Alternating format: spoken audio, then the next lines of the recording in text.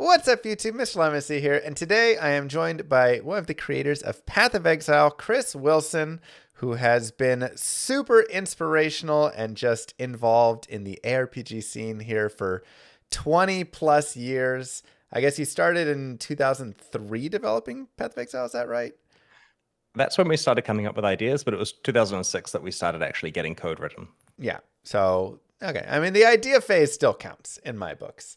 But of course, even prior to that, he has been involved in video games and ARPGs, and specifically Diablo 2. And as you guys all know with me, I am a Diablo 2 content creator, have been for 11 years now, and I've been playing Diablo 2 since the release. And that's kind of what we want to talk about today. We just want to sit down and talk about Diablo 2 since the release, all the pieces through, and a lot of that, I think, in the way of the game design, pieces of Diablo 2 that have been super fascinating or impactful in our minds, and then kind of how that has changed over time as well. I think there's a lot of really interesting pieces from the different eras of Diablo 2 that have given me at least a lot of insight into game design, and I believe for you as well. I mean, I think a lot of PoE's initial base came from Diablo 2 in some of your mindset there and some of the ideas, and then went on from there. Yeah, the question of like which version of Diablo 2 is best or most fun is such a tricky one. Like people ask me Yeah. this all the time, and there's so many pros and cons to all the different versions. It's such just for a game that hasn't changed very much. It has changed a lot, if you see what I mean. Yes. Yes. It's a game where when you compare it to many modern games nowadays, I mean, how many leagues has Path of Exile had? 40 something Yeah, 40 leagues? plus, yeah. 40 plus Yeah. leagues. The change from beta, from early stage to Mm. now is insane, right? Diablo 2 This hasn't had that. But But in a way, this is a very good thing because, like, okay, so you've got a spectrum, right? On one end, you've got a game that they put in a box and they release it, and it's still the same 25 years later. And with that kind of game, you can get mastery of it. You can play it as a kid and come back and still play the same builds, have the same fun. You yeah. feel like you're coming back home. Whereas with a live service game like Path of Exile or whatever, because people are playing it, like no lifing it and playing all the time, you've got to release new content. And that's the exciting part for them. The fact the game is changing, they get to go along for the ride. But Yeah. if you're a person who plays only every few years, the game feels very alien to you. Like I get this with Magic the Gathering, for example. Whenever I Yeah. reapproach that game, there's 10,000 new cards that I don't understand. And it actually feels unapproachable. And so it's Yeah. so tricky when you're designing a game to work out like how much should this change over time. Yeah. And it's funny you bring up Magic the Gathering because they've also accelerated that pace. The amount of sets that they Mm. release now compared to 3 years ago, compared to 9 years ago, it's just like ramping up. And I'm the same way. I love to go on and like play arena or just jump in and play some. And every time I come in, I'm like, there's 50 new mechanics now. Like everything is Yep. just, I'm like, what? I got to read and relearn everything. And it's crazy. And I actually want to get your take on this because for me, that live service element actually, I feel ends up being a detriment. And I find myself enjoying games that don't have that more than games that Mm. do. There's oftentimes I feel that those games ramp into a good spot. And then because there's the need to continue making content, they kind of go over the hill with it and start to actually go down in quality. Mm. And I've felt this with Magic. I've felt this with Fortnite. I felt this with PoE, and just kind of other games where I feel like they really just go too far. Dota did it for me as well, Dota 2. And so I would love to hear your thoughts on that. Um, as a developer of Path of Exile, that's a business that's entirely structured around being a live service, right? Like if at Yes. any point, the developers said we need to substantially slow down the amount of content we're releasing, it somewhat kills the business, right? There's a Sure. need. There's a need to keep things going and an Yes. expectation, right? Once you've Yeah. built a game on doing that, you kind of have to keep doing it. And Yeah. sometimes you release banger expansions, sometimes less good ones. Things accumulate. It's a gardening task to keep a game, with the right crops in it, as it were. You have to pull the Yeah. weeds out occasionally and get rid of some content. And Yes. this is a tricky question of, that spectrum we just spoke about of like, do you keep the game as it is or do you evolve it over time? And what I'm interested in is this concept of online, but not a live service. Like the idea is, there are live servers, you are running them. There is a Yeah. game that people are playing with secure servers and so on for all the benefits that brings, and you're spending time weeding out bots and so on, Yeah. but not necessarily changing the base game much. I think this is a really interesting space because a lot of developers assume that when you're running online service, you have to run a live service with the monetization that comes with that in order to keep the servers up. But you could be smart about it. And a great example is look at classic Diablo 2 or even something like Guild Wars 1. It's still Yeah. running 22 years after it came out. They're not making any money from that, but it doesn't cost them that much to keep the servers on. Yeah. And it's a testament to the fact that D2R was worth developing, knowing that they're not going to juice you for microtransactions for years to come. Yeah. Yeah. I think it's again, there's part of it is the expectation, like you say. PoE was built with the expectation of constantly creating these new leagues, and it's done very well in that live service space. While it's not my cup of tea exactly, I recognize for all of the people that play it how much they love every 3 months that new content, that new league, the big hit with all that, coming back into it, playing it. I recognize the value that it brings, so I don't want people to think that we're just like, oh yeah. But yeah, it's important there are games for everyone, right? Some people want that. Yes. But it's one of those things where as you get older and you get a family and you only get sparse amounts of gaming time, like this is an embarrassing thing to say. But last year I had some gaming goals, and my gaming goals included playing through the Diablo 4 campaign and various other things. And I managed to achieve playing through the Diablo 4 campaign. It took me the year.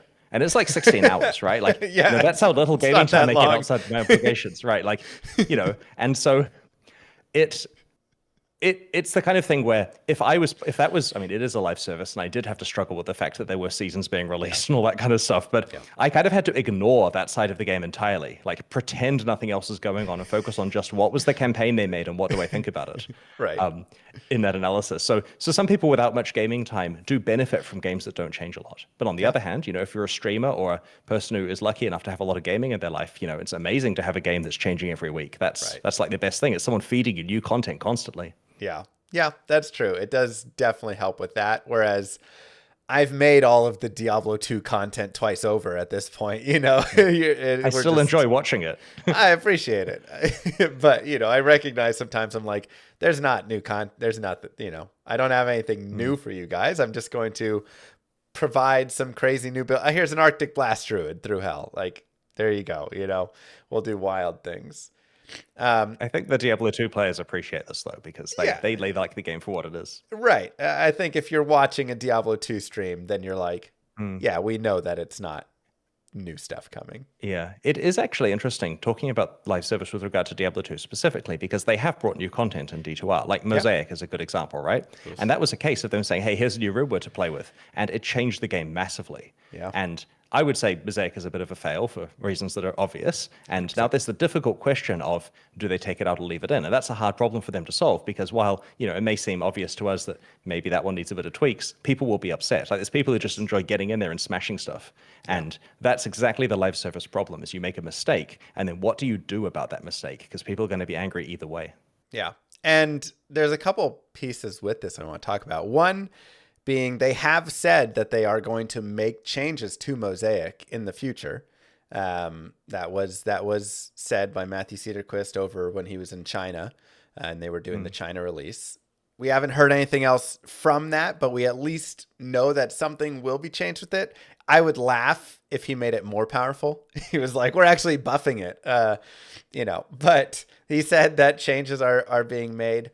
But the second point being, it's kind of funny how often when I was going through and just like remembering all of the Diablo 2 patches and looking through patch notes and stuff, it's funny how often they reverted back and forth between changes that they made. And part of that might be because people were unhappy. Part of that might be because it just ended up being a worse scenario when they did remove it. But like at the start, you could gamble uniques and sets. Then you couldn't gamble uniques and sets. Now you can gamble uniques and sets. Static field used to not be affected by like conviction, and lower res used to not affect immunes. Blessed Hammer and concentration worked together at the start. Then it didn't work together. Then they brought it back to work together. monster stats got like buffed and nerfed and then buffed again and nerfed again. Gold sharing was removed at one point and then brought back. There's just like the list is endless. And this kind of brings me to a question to you of how do you decide when we've made a mistake and we own it and we're bringing it back? And, you know, because just looking at Diablo 2, that happened so many times. And I'm sure in Path of Exile, that happened many times as well. So, you know, what do you feel like is that point in your mind when you're designing and you go, oh, I got to change it back? Every change you can make is a tool that you can use to improve the game, and there should be no hubris of like not, having pride and not wanting to go back on something. It's okay to revert things, like, obviously in PoE it happens all the time, and Sure. It takes discipline, right? Like it takes good communication. There's a whole art to making sure that the players understand the reasoning. They're not going to be happy with it necessarily, but understanding they trust there's a process there. It touches on that economic integrity video I did. Basically, you want players to understand that you're trying to make things fair, and there's aspects to this, like trying to deal with problems quickly is a good thing to do. If you leave a problem on the realm too long, of course it creates expectations. There's a lot of difficult decisions, and I respect the Blizzard team for the decisions that they made with Diablo 2's evolution. I think there's some generally smart things there.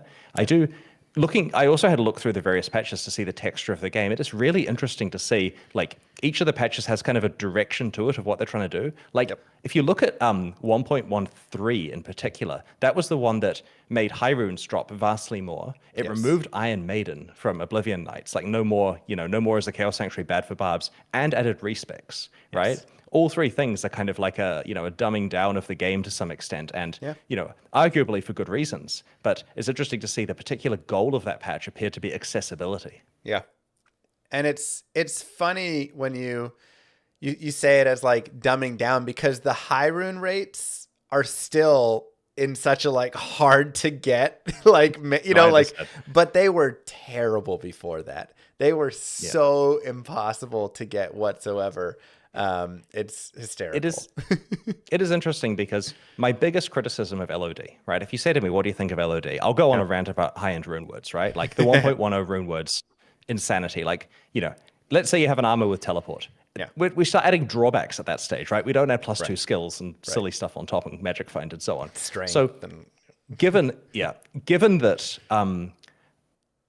that these rune words are so overpowered, I'd go on some rant about how it's terrible they dropped this into the game. But if we look at the ecosystem they were intended for, which is insane high rune drop rates, like old high rune drop rates, ideally without duping, then these things never exist. They're basically grail items. Like the ability to assemble a Breath of the Dying, we're putting in the impossible category. Like almost everyone would never see one.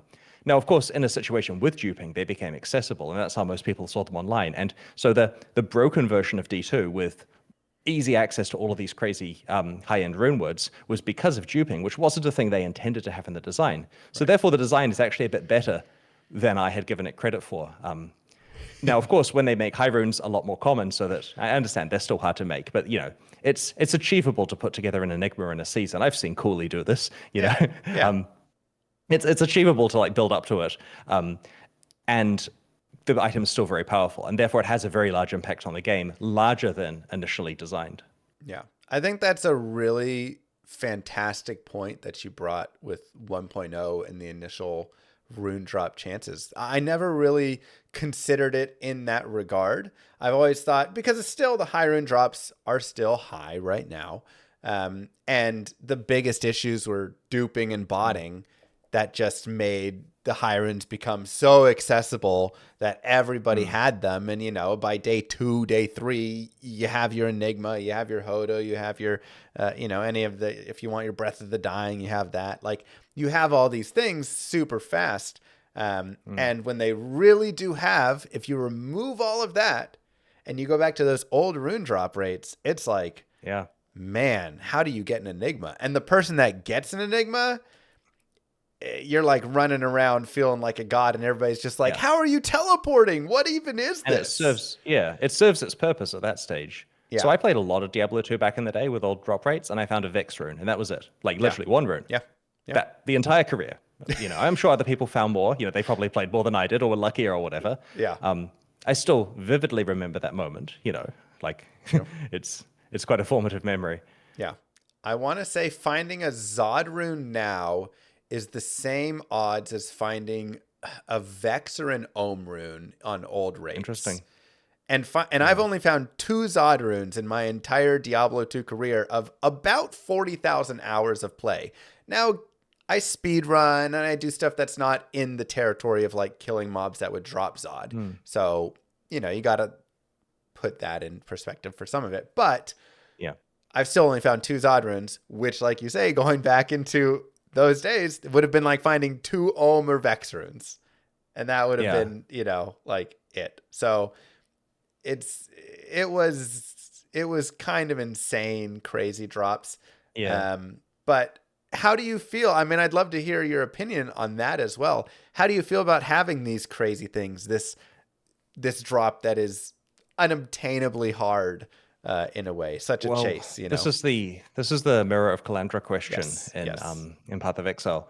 So my thinking on this is essentially, if you're running a live service where it's intended to have a big economy like this, you do want some very rare items that can have a lot of value. yeah, The issue is if you're also like Diablo 2 is both a online game with an economy, and it's also a single player game that people yeah, want to enjoy. yeah, And I believe that if you're making a game that has live service elements without massive updates or without monetization tied into live service like Diablo 2, then you should release a single player version as well, because you're not undermining your business model in right, that way, if right, you know what I mean. A single player version of PoE is obviously off the cards because that undermines the business model and it wasn't designed around that. yeah, But having the ability for people to play without the online requirement is nice. And the tricky thing about these 1 in a million drop rates, or 1 in a billion drop rates, is that it starts to affect the single player players. And by the same token, it affects solo self-found players online or casual players who aren't trading, like basically anyone who doesn't want to deal with that. yeah, So by having these things in the game that are incredibly rare, you're forcing players that want to engage with them into a trade economy, which makes the game glorious and fun, but isn't for everyone all the time. yeah, And so I've my initial game design stuff from ages ago was jam the game full of incredibly rare things and the community find them interesting. yeah, And I think I've sobered out a bit more these days. Like when I was playing Classic recently, I enjoyed the fact that almost all of the unique items were attainable, right? Like you want a spectral shard, you're going to get a spectral shard eventually, right? You want yeah, frostburn, it's not that hard. yeah, Sure, you're happy when you get it, it's cool to get it, it's a cool moment, but it's not like you don't have a couple of them by the end of the season. right, And I kind of feel that having chase items in that middle ground there, where you're going to get them eventually yourself, but it's still worth trading for them when you need them, is actually a more reasonable place for a game that has a single player component as well. yeah. Do you think there is any logic or idea of adjusting the rates of online versus single player? You can, but there's people who, I mean, for starters, I guess single player players can mod whatever they want, right? So many of them do adjust the rates to, Sure. or play mods that have, Yeah. rune drops or whatever. Um, it it's tricky because some single player players want the authentic experience, and there's online players who are playing alone who want the same experience as single Yeah. player. They just want server validation, which says, hey, you did this without cheating. We've Right. taken that option away from you. Right. So it is a tricky thing. It's also worth noting that here we're talking about discrete things like runes and Mirror of Calandra. They're homogeneous items that are exactly the same as each other, where you can say this dropped as a Boolean thing. Yeah. This is in comparison to, say, rare items, where obviously there's a whole spectrum of bad to good rares. And so a nice thing is you can have your homogeneous drops be more common. You can give mirrors to everyone if you choose to, if it's got single player or whatever, and you want to give everyone that experience, but still have it so that godly rares are incredibly hard to find. Yeah. You can have your tail end of that be the chase thing that people are using as trophy items without having to go and stick a Zod rune in the game and say, there's a 1 in a billion chance that you win some kind of lottery by finding this, because Yeah. you can still get that by finding an insane bow or whatever. Yeah. I think for me, having chase rares as endgame and even chase magic items a little bit, right, in Diablo 2 is like the ultimate item design. Whenever I play a game, and I'm in Diablo 2, but whenever I play a different game and it just always goes to the legendary item or just the unique or whatever that item, I always get a little sad that is the chase item because I find the value that rares and magic items being those Yeah. super chase. Oh, It's this is a just- thing. Diablo 2 does this so well, right? Yeah. Like you find a socketed base type with good superior stats, and that's your Enigma base or whatever, and you're like, score. This is literally a gray item. It's You a know, gray even item. just finding a 4-socket sword when you need it, Yeah. for spirit or whatever, right? You are looking at those gray items. Yeah. And like likewise, you shop some insane magic item that's just best in slot. Yep. The fact that this is possible in D2, like you see builds these days, they're using, crafted items, for example, the orange text ones, which I ignored back in the day because they weren't part of any build. So, like we Right. hadn't worked that out yet, as it were. Right. And needless to say, of course, rares in classic rares were king, of course, and Yeah. I like that a bit more than the runewords being king thing, but the fact that there's something in every single type of item that's useful to you, there's a purpose for finding gems, there's a purpose for finding runes, and it all works, is one of the glorious things about D2's itemization. Yeah. I think they absolutely crushed it. I mean, it's you bring it up even so perfectly there with a gray item being your chase item or a white item, where you find that and you're excited. And like when I find a white item on the ground and I get excited about that, that's something that I don't think I've felt in any other game. I think every other game, a white item is just trash. It's just whatever. They have, and I say they because I was not involved in Path of Exile 2 itemization stuff in the last few years due to being away, but they've done an interesting thing in Path of Exile 2 by, let me see if I can get this right. You can't scour things back down to a base white item. And so in a game where crafting is very powerful, you need a supply of white items. And so you have a situation where if you find a rare of that type on the ground, it's going to be fine. It's a rare item, of course, but you can craft a better one or potentially craft a better one if you know what you're doing. And so the white item is actually attractive because that lets you do the whole crafting process. And so I've heard positive things about people being excited for white items in Path of Exile 2, but I haven't done enough deep dive myself into how that crafting works to fully be able to comment on it. Yeah, neither have I, but I hope that is fully true and something, because that is another giant piece of, I think, what does make a game really exciting. Is getting to those pieces when you can make all the loot exciting. Blues, whites, grays, rares, all those pieces. Actually there's an interesting thing about magic items where in Path of Exile 1 design, we have Regal Orbs, which upgrade a magic item into a rare. It felt like a cool currency item to have. It's a cool thing. It's like kind of an imbue that, makes an existing good item better and so on. And I was really pleased with this plan back in the day. Like I looked at the currency item system and loved all the interactions. And that's gone well, obviously, great system and everything. But there's a subtlety where in LOD, obviously you can get blue items that are better than rares in certain ways, certain javelins or certain shields, JMod shields and so on that are just better than rares. And in a world like that, you couldn't have a Regal Orb because then obviously all the rare shields just get based on JMod shields and you add some more mods on. Yeah. And so it's interesting because you have a choice when you're doing a system like this of either having magics have a really strong purpose or having them be a stepping stone towards rare items. One of them lets a player kind of build their own item over a series of time. The other one gives you a purpose to shop and make magic items or identify magic items that you find. And they've both got merit, of course, but it's really interesting to see. Yeah. I mean, I think that's one thing I did enjoy with the Path of Exile item design was while it doesn't play into that exact piece of shopping the blues and that being your whole thing, it very much plays into the idea of building this item over time, right? You get your item and you craft it over time to just become better and better and better. And I found that to be a very rewarding system as well. It placed a little more reward on all of the currency that you're going out and picking up. But when you go out and you farm around for a while and you come back with all your orbs and stuff, then you okay, now I'm going to craft on this item a little bit. And I did think that was a separate but also equally fun system. But like you say, you can't have both. You kind of got to pick, do I go this way or this way? Right.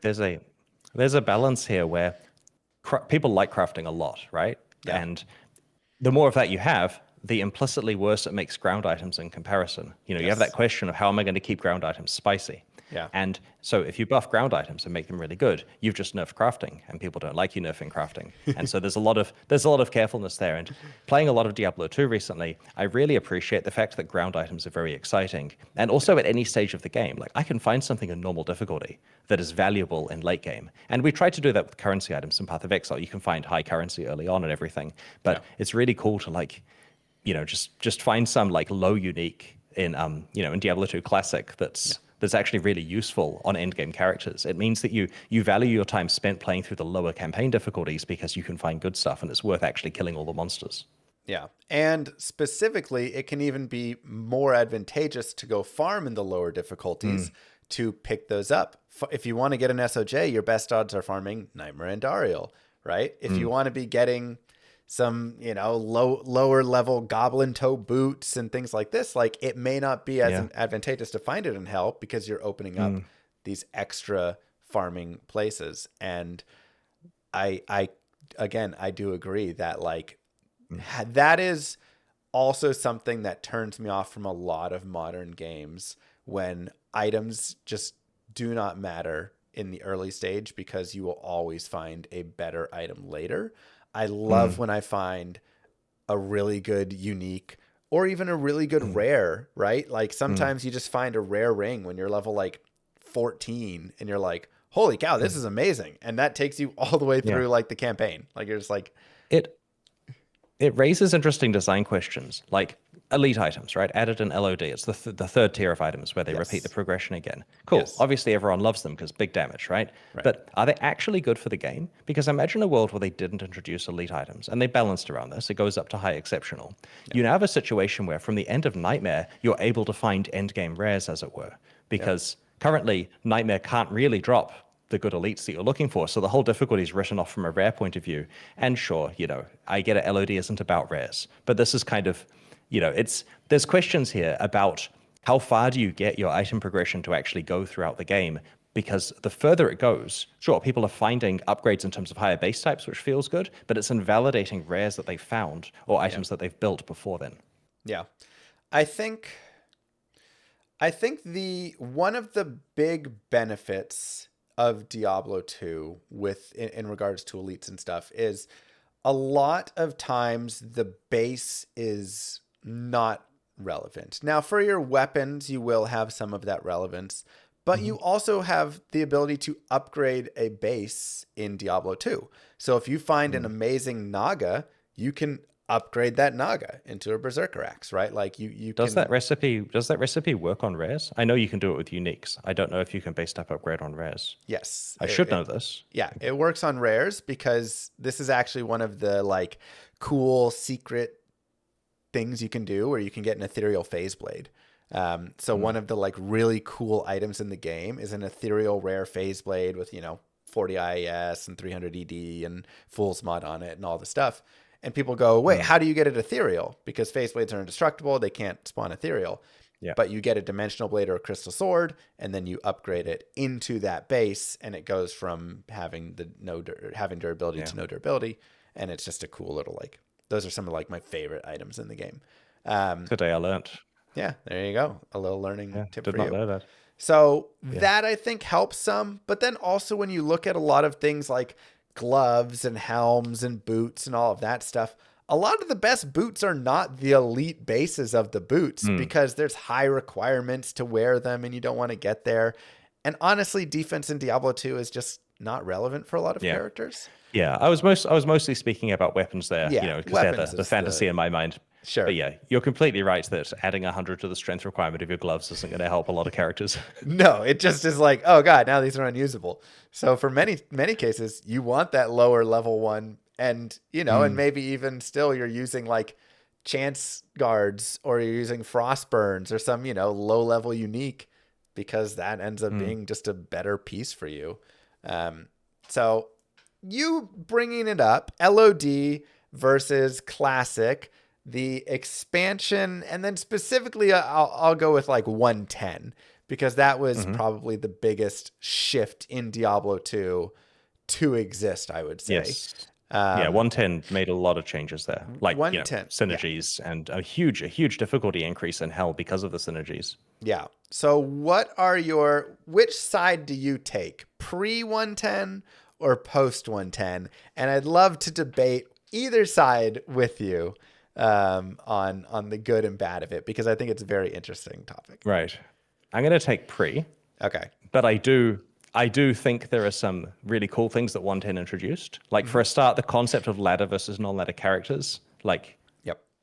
We're only sitting here because they came up with that then, if you see what I mean, right? Like Yeah. you're only talking to me because there's ladder versus non-ladder, Yeah. you know.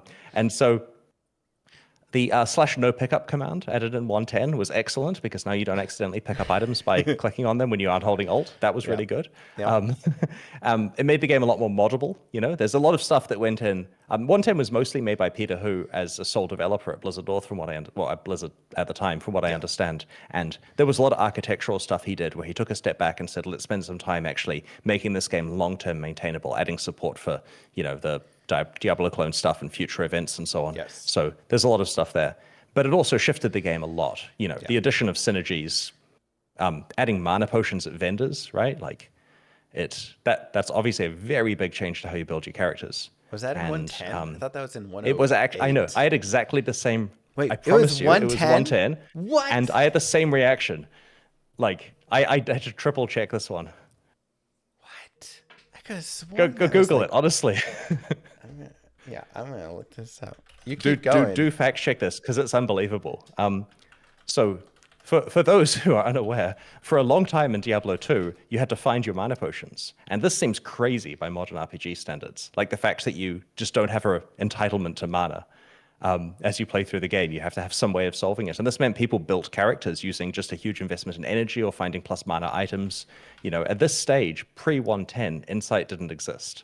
And so you couldn't just cheese your mana that way. Have you found confirmation yet? Mana potions are now sold by shopkeepers at patch 110.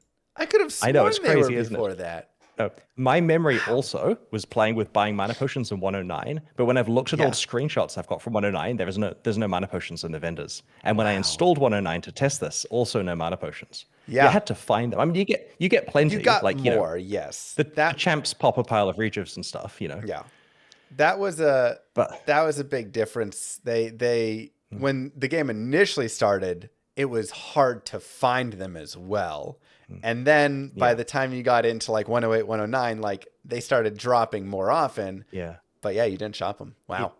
It may seem crazy that I'm going to make the argument that it's better that you couldn't find the mana potions, but I'll explain why. I played a post 110 sorceress recently. So how many points do I put in energy? Well, 0, obviously, right? You know, there's no point in putting a single point in there because I'm going to use cool items that get energy and so on. And I can have an inventory full of potions, or at least a belt full of potions. And so, you know, I'm just spamming blue potions constantly. It means a lot of trips back to town, and the whole thing is kind of unrewarding. It's, you know, it's why we changed the potion system for Path of Exile to work differently and refresh in combat.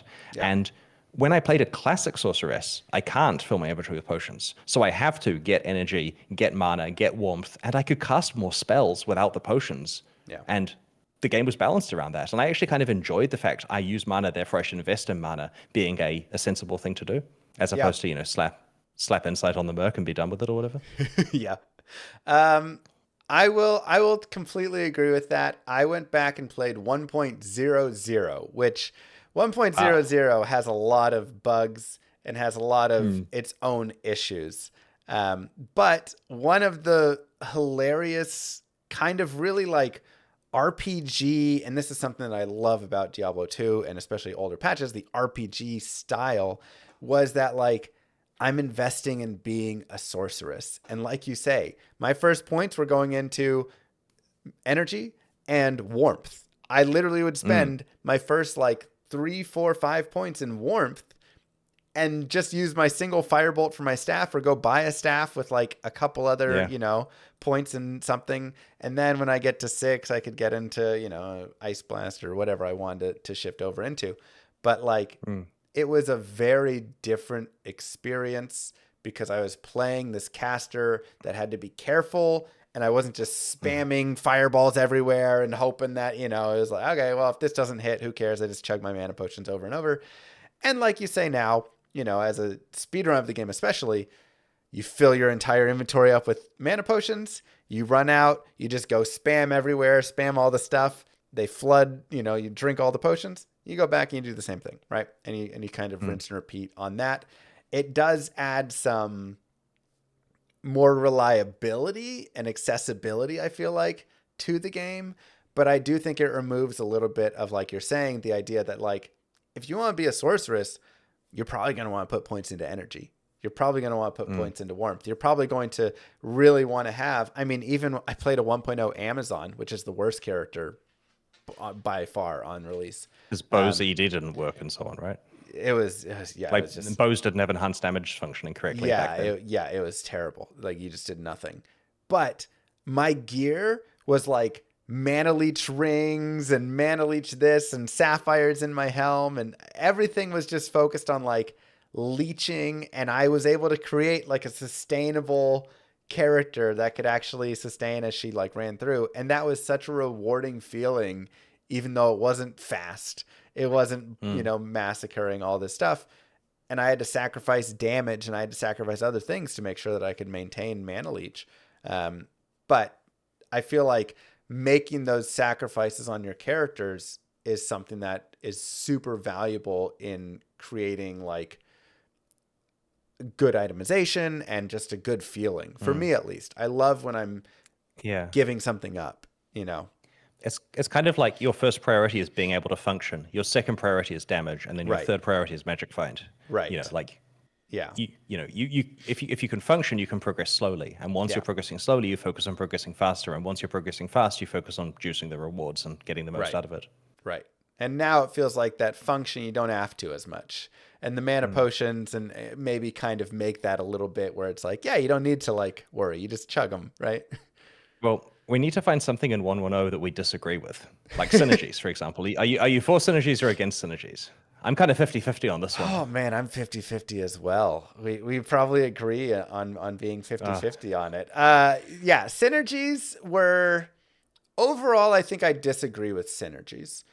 The idea was very interesting and useful in that it created a very specific build identity, and I could put my points into Frozen Orb and then put the points into Cold... I mean, you still had that. Put my points into Blizzard, and then put my points into Ice Bolt, Ice Blast, and Glacial Spike, and all of that's enhancing Blizzard and all that.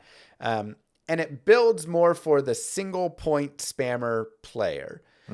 But now you're the same as every other cold sork on the realm? Now you're the same as every other cold sork. And I think that's where they really become an issue is it just creates something a little bit like rune words. Rune words and synergies are the same idea in that they create this best in slot. Here is the thing. And when I write a guide, it's perfect because I put a guide up that says, put your skills exactly like this, put your items like this, get your Hodo over here, or your Death Fathom if you want a unique, get your Enigma, get your, again, whatever you're going to put in the spots. And it's very like set. And then you're like places, like, okay, you'll have different rings because you have some rare rings and you'll have maybe a little difference in your boots or gloves if you're not going to use the uniques or stuff. But it still is like, this is the set. As opposed to when you remove those, when you take synergies out, when you take rune words out, now it's like, just get sweet rares. And here's like kind of the affixes that you want. And in the skill build, it's like, you can run Blizzard and you can run Meteor and you can run Nova and you can run Thunderstorm, right? Like you have all these points and you have all this stuff available. And so you can really, you get to decide because nothing is saying you have to focus in on this one skill. And if you try and go everywhere, then you'd completely lose, right? I was playing 1.07 recently, the patch that was never online because 1.08 came out the same day as LOD. Yeah. And I was trying to build a Frozen Orb Sork. So I maxed my Frozen Orb. I maxed my... I put a lot of warmth, actually, because this is pre-mana pots from the vendors. Yep. And I maxed my cold mastery. And then I've got no more skills. And initially I'm like, oh my God, like, there's no synergies. How am I going to play? So I struggled to kill monsters in hell. And then I realized the world is my oyster. I can choose what I get next. I could get Firewall and have a strategy of doing that. As you say, you can get Nova, if it was classic, I get Static Field. There's a whole bunch of options there.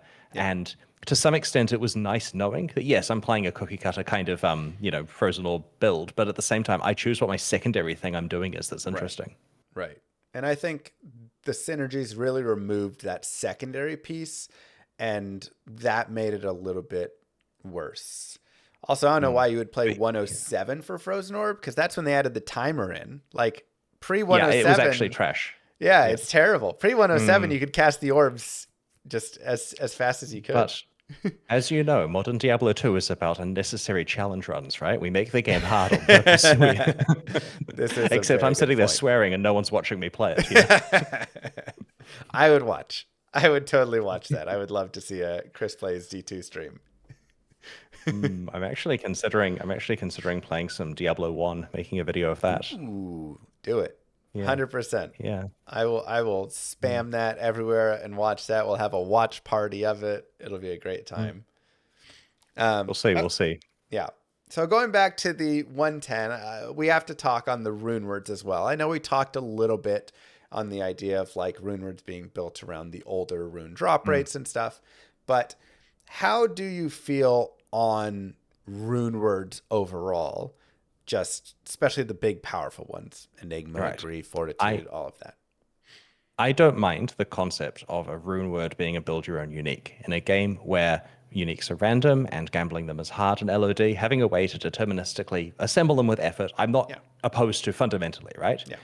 There are many rune words in there, like lore or something, where you're not going to be using that into the end game. You're going to put it as a little bit of a help.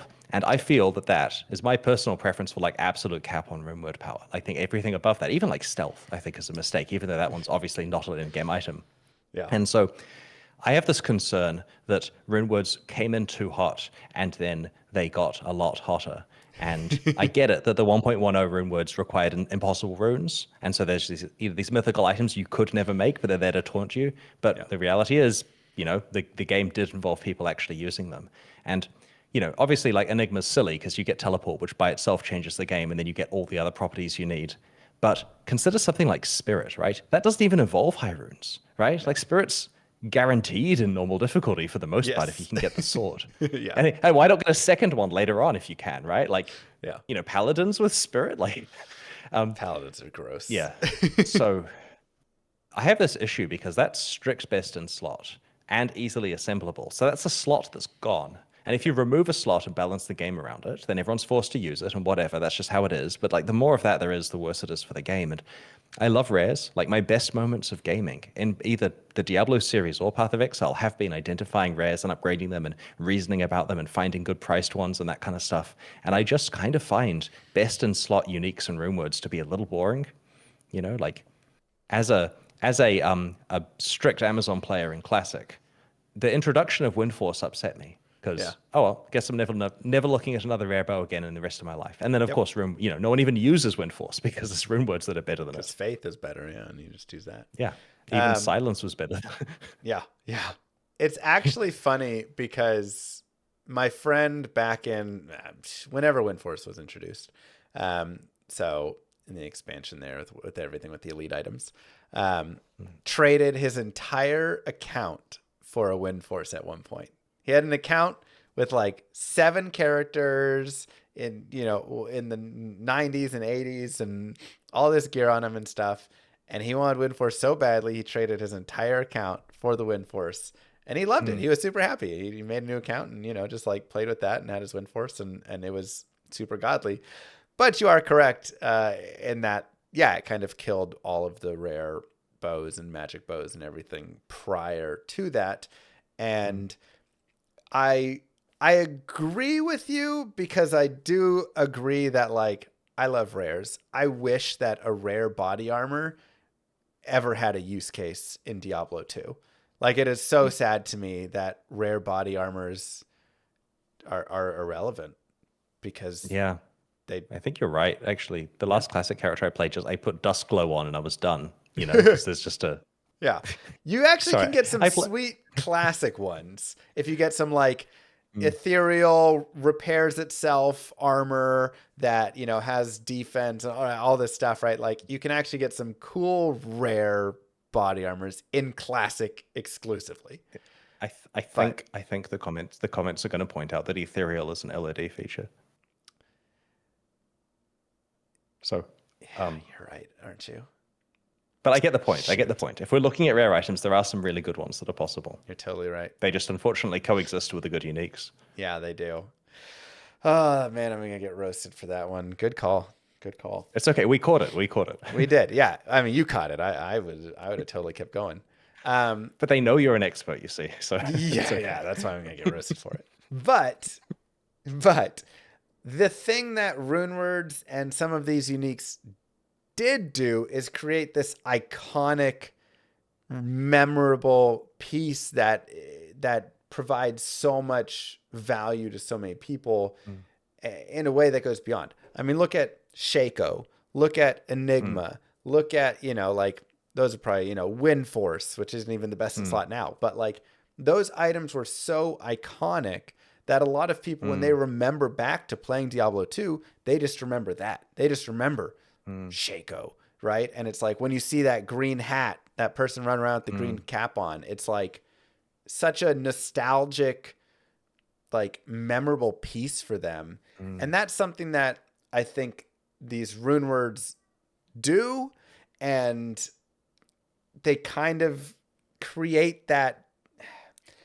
It's hard to even find the words, but it's like it creates I that kind of see what you mean. piece set in time for them where they're like, Yeah.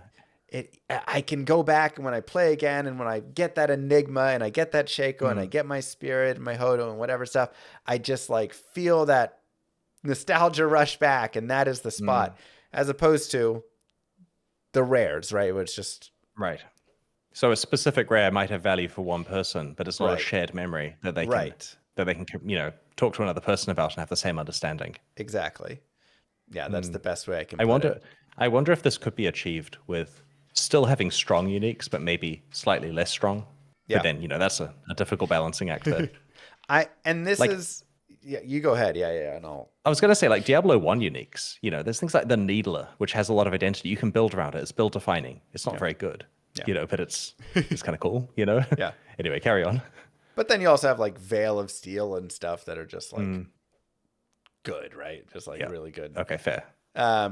But I do think that there is I think you have the right idea in that you can create these shared memory pieces that exist for that large portion in the middle. You just have to make sure that there are pieces above it. Like we do have for rare weapons, right? Those super rare, crazy, like, Wraithcrack is the one that was recently I got to play around with. And it's this insane ethereal, it can be ethereal, ethereal hammer that just like, that's 292 ED and full mod and 40 IS and 40 IS and 2 open sockets. And it's just like iconically good. And it's actually slightly better than Grief. The problem is that is a 1 in a trillion drop basically. And Grief is a low rune that you get super easily. So I think there is that spot, but you need to be able to have that rare armor that's better than your Fortitude, than your Enigma. You need to have that rare weapon that's better than your Grief, your Last Wish, all of these. You need to have, right, in every slot, I think there needs to be a space for blues and rares that aren't just the 1 in a billion only bots are finding items, but something that I could actually go out and find. But I'm still going to have, when I hit that Shaco, when I hit whatever, I'm still going to be excited because I'm still going to have that for a while and it'll still be good. But then I have something else that I can go get that is better. And there are better helms with 220 circlets and stuff. But like, body armors and weapons and Spirit, nothing beats Spirit. There's nothing even close to beating Spirit for, a caster.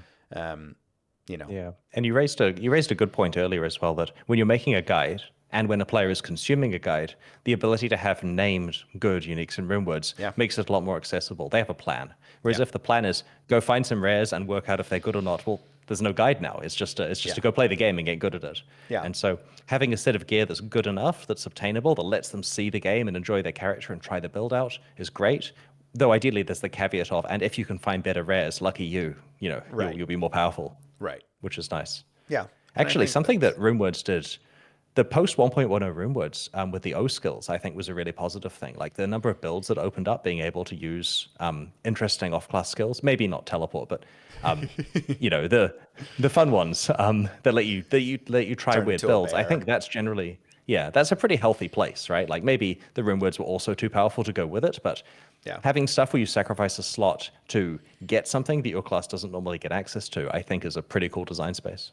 Yeah. I think there's a lot of fun in rune words like passion that give you zeal. Mm, So now, oh, I can make a mm, zeal on a sorceress, or I can put zeal on someone else mm. and, give it a try.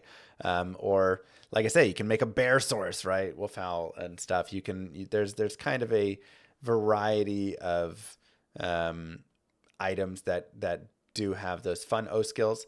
However, there Yeah. are also some that are like CTA that just become like Mm, every single character has a like yep. every single offhand is a CTA on every single character in the end game. Yeah. You're completely right. That It's can go like, away. yeah, it's just like it's too much, right? And Yeah. you have to Just, yeah. find some other way. Yeah, Yeah. and You can then just reduce the damage of the monsters game wide and fix that right, problem in one go. Yeah. right, exactly. Or Enigma. And I think Enigma is actually a Mm. really good debate topic, and I would love to hear a little bit from you on Enigma. About teleport in particular? About teleport in particular. Obviously, we have your idea of why are we also adding 2 to skills and magic find. And Enigma is such a good armor that sometimes Mm. sorceresses even use Enigma. They don't Yes. even need the teleport, but it's just such a good armor that they put it on anyways for the rest of the stats, which I always find super funny. But teleport specifically, I'd love to hear your thoughts. When I went into designing Path of Exile, there was a no teleport rule. When we Okay. designed Lightning Warp, which was a Yeah. skill where you go from A to B, Right. it times how long it would take for you to run there, and it makes you wait that length of time. Right? There was no way to teleport with it. It just got you from A to B. Yeah. And there's like a lot of skills don't let you go up and down, like skipping over walls and that kind of stuff as line of sight. Yeah. Over time, due to evolution of live service games, this got eroded a little bit. People found ways of using, like if you put reduced duration and stuff like that, it lets you do lightning warp more quickly, and people were lightning warping all around and triggering all this stuff. Yeah. And when designing the experimental ruthless mode a number of years ago, we experimented with stripping out a lot of movement skills to try to get it back to the no teleport, actually engaging with monster packs rather than skipping part of a level. Yeah. And I've matured a bit on this thinking over time as I played a lot more D2, and I realized that, yeah, it kind of sucks when you skip a level, but you're not skipping the levels you're actually playing. You're just skipping the levels usually to get to a boss or to rush someone or that kind of thing. And Right. farming bosses and rushing people are fun parts of the experience. And it's easy to say as a designer, oh, farming a boss is getting too much progress. You should be slowed down. You should be slowed down so that you don't get too many items. Or, you shouldn't be able to rush people or twink people or whatever because that bypasses the game. But if these are the things people are actually enjoying and you know about them before you release it, so you can balance it in and make, Yeah. like everyone feels they're breaking the game a bit, but it's all okay because you've contemplated it. I think that's a good place. So I'm not too worried. I mean, I'm not saying I'd add an enigma to a game, but I certainly am less hateful towards it as I was, a couple of decades ago. Yeah. I think I was pretty hateful. yeah, I mean, it was a pretty jarring shift of an item, but 110 just had a lot of like those rune words, right, that came in and were just like, whoa, what the heck? Did it help class diversity? Because beforehand, Yes. sorceresses were the only option to do certain things. So And this now was you can play paladin. yeah, this was the big thing, and this is my biggest argument for Enigma, because so many people come into my channel and they say, we need to get rid of Enigma. Enigma needs to be gone for good. And I say, cool, now solve class diversity. Because what happened on the launches prior to Enigma? 90% of the classes were sorceresses. Everybody just started as a sorceress. And you still kind of do a little bit, but like that was it. Like online was just sorceress playing and sorceress playing and sorceress playing because she was the only one that could teleport. And that was just so advantageous. And dueling was just sorceresses teleporting all around. And, it was like the same idea where it was just so broken, a little bit of a spell in a way that it kind of messed with everything there. I feel like there's a good compromise. I love to hear your stuff before I go in though. What were you going to say? Oh, I was just posing the question, did teleport charges exist before Enigma? They did, Charges right? I can't didn't remember. exist then. Like the in amulet that lets you teleport. In Like, because Enigma was Classic, there 1.10. weren't charges. Yeah, I remember that. I'm just worried about like post 1.09. like Could you? 109 or something, 108, 109. Because I think they were introduced before Enigma, but obviously Yeah. weren't particularly practical for jumping around levels. You'd use them in Right. PvP and stuff. Right. Anyway, this is just a side thought. I was just thinking out loud. Yeah. Sorry for interrupting your train of thought. No, you're good. I'm actually curious myself. Because I never considered that they were like a really crap version of Enigma. Yes. They are essentially your bad version of Enigma that you have to go repair every single time. Yeah. I I remember them do. being big for like Necros who would teleport all their minions on top of you in PvP. That was Yes. annoying. Yes. I do like teleport charges a lot. I think they're actually really well balanced for the playthrough of the game because they are in a limited aspect and they are expensive to repair. If you want to use a lot of teleport charges, you're going to invest the time in farming to get money to go use the teleport charges, right? Like Yeah. every So single you could charge use is them like, situationally. Yeah. yes. Yeah. So you can use them situationally. So every charge is like 2,500 gold or something for a charge, something like that. Maybe like 1,500 gold for a charge. And so like that adds up very quickly if you just telly. Okay, I need to go find a few items to sell. So I think that gold versus charge balance is nice in there. Something I actually think is the right balance for teleport, like as a skill overall, I think is the flame dash charges based approach because I think that would help. Like I wish teleport was like flame dash, where you just have 3 uses of it or whatever, and it has a cooldown to restore a charge, and then when you like get to you're at sorceress with teleport or you get enigma or whatever it is, and you have the ability to teleport a little bit and skip some of the pieces, but you're not just tele spamming kind of everything. Yeah, I see. I think it would help with PvP a lot because PvP is very teleport heavy. I think it would help with preventing a little bit. I do recognize what you were saying about like people getting to the fun parts. And this like gets you there still, but just at a slightly slower pace. I still think you should be able to jump over like walls and stuff Yeah. with it. But it just like slows you down that little bit so that there's a little more engagement along the way. Yeah. Putting a multi cooldown on it is probably better than just a regular cooldown. Like as you're saying, so it has multiple charges. Is Yeah. that way? If you do just use a burst of them, it having a cooldown doesn't bother you, but Right. you can't overuse it. Right. Because I think the single cooldown is just flawed because the worst thing that can happen is you jump over a wall and there's just a flood of mobs and fanaticism death lords that are extra fast and stuff like right there.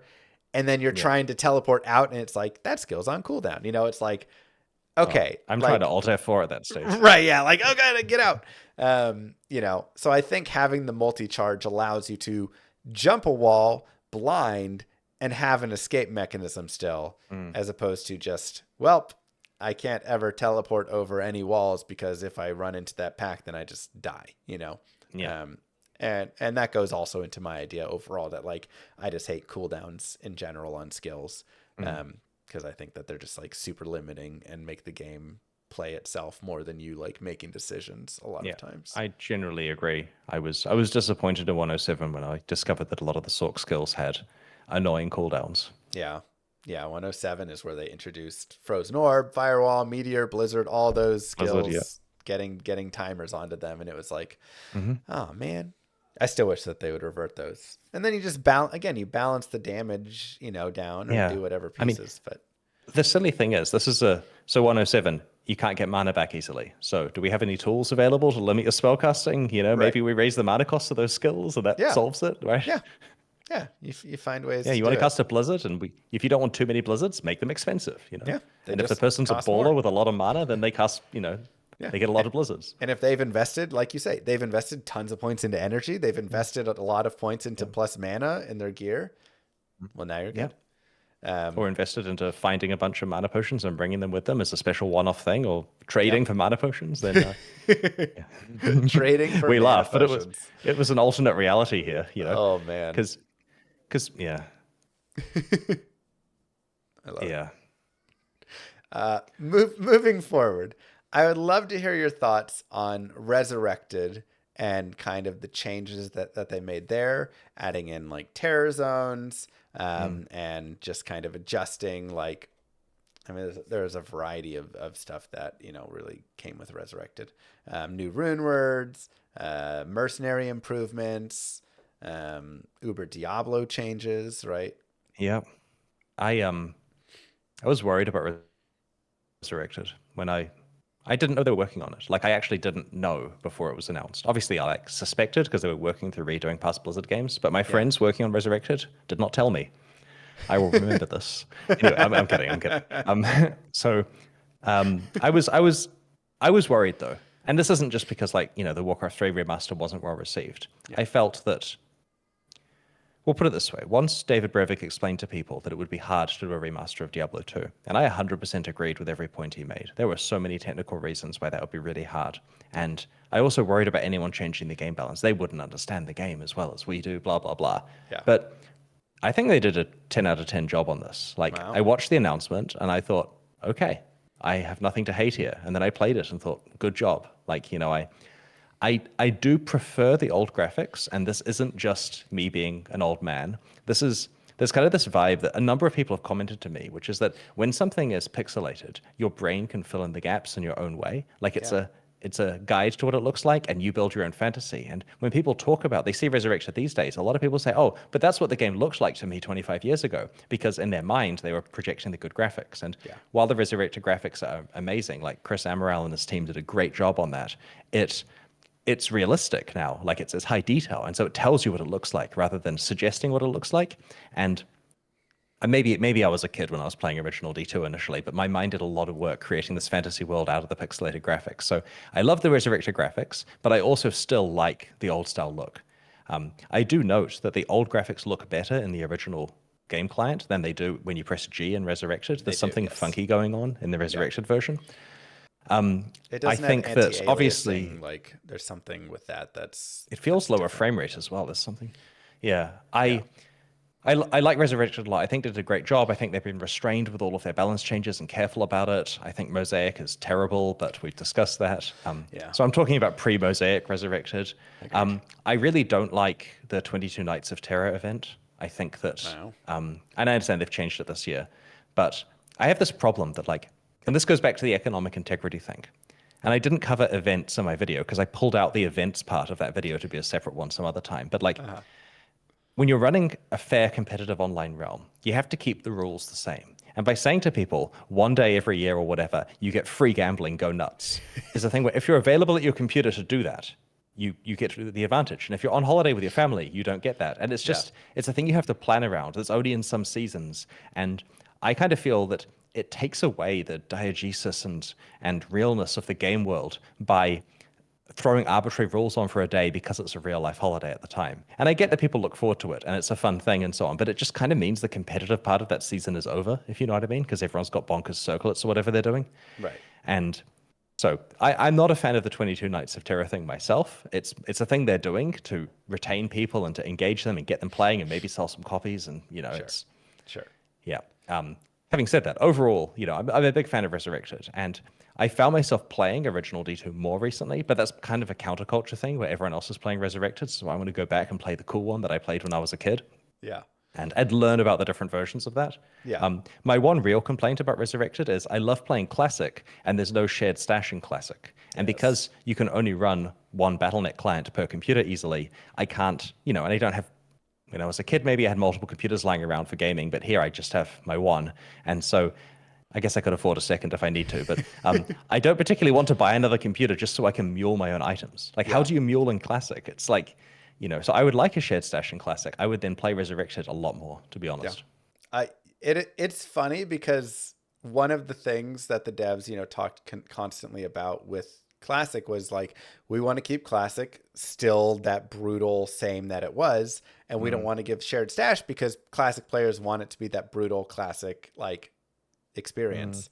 And every single person I have talked to that plays Classic is like, I want the shared stash. Like that doesn't change it for me, you know? It's Like, I think it's because the people making that decision didn't realize that we had essentially a shared stash in Classic back in the day. But you could log multiple clients onto the right, same account, obviously not right. the same character, but you could have your shared stash be your mule Yeah. because you could pop open a second copy of the game and Yep. yeah.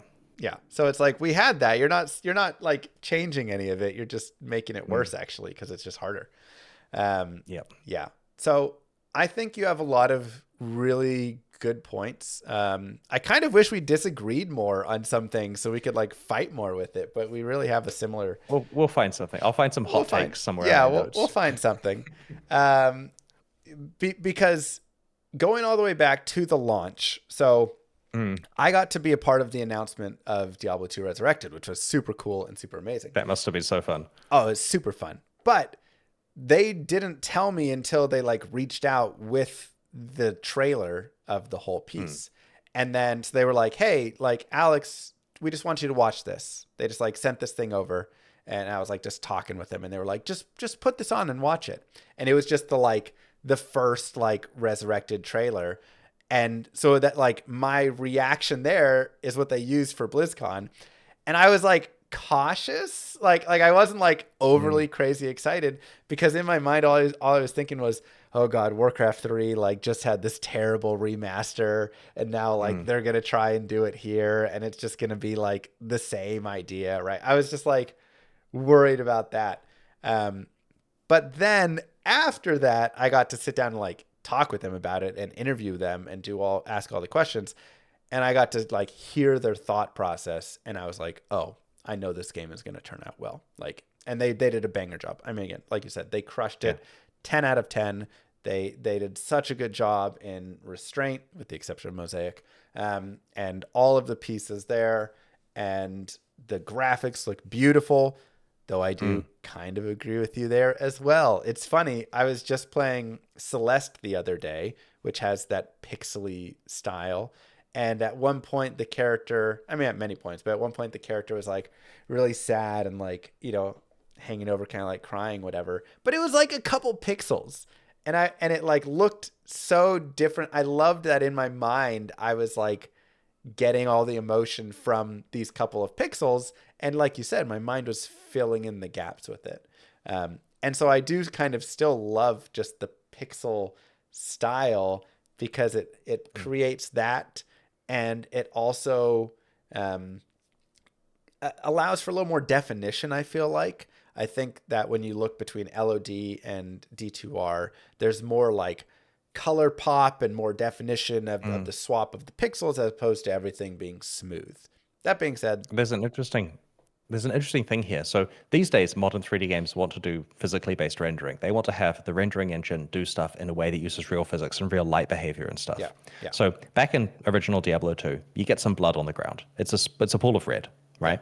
In a modern game, you get some blood on the ground, and because of light reflecting off it and all the angles and stuff, it's white because there's a reflection of light. yeah, And if you look at this at blood on the ground, it looks cool as you move. The light kind of shines around in it. It's amazing we can do this with blood. yeah, But it doesn't pop as this is a red pool of visceral blood that's just come out of an enemy I've slain. yeah, It's a kind of realistic puddle of stuff on the ground. I can't quite tell because the light's shining on it. And so it's interesting how, because D2R does a whole lot of, modern stuff, it would have been a lot of work for them to also try to keep it faithful to the original graphics. yeah, As an example, in these games, in Diablo 2, the monsters are lit so you can see them, even if there's no light facing them. Like yeah, the light is you, and the monster is south of you on the screen, and there's no light down there because you're in a dark dungeon, but you can still see the monster. yeah, Whereas in a lot of modern games doing modern graphics, that monster wouldn't have any light on that face you can see, and so you can't recognize what it is. And that's all realistic and spooky, but it's not readable at a glance. yeah. And so there's a lot of stuff that original D2 benefits from with its sprite-based model that has kind of been lost in the transition to like high fidelity graphics war stuff that's going on these days. Yeah, I think that's a really good way to explain it.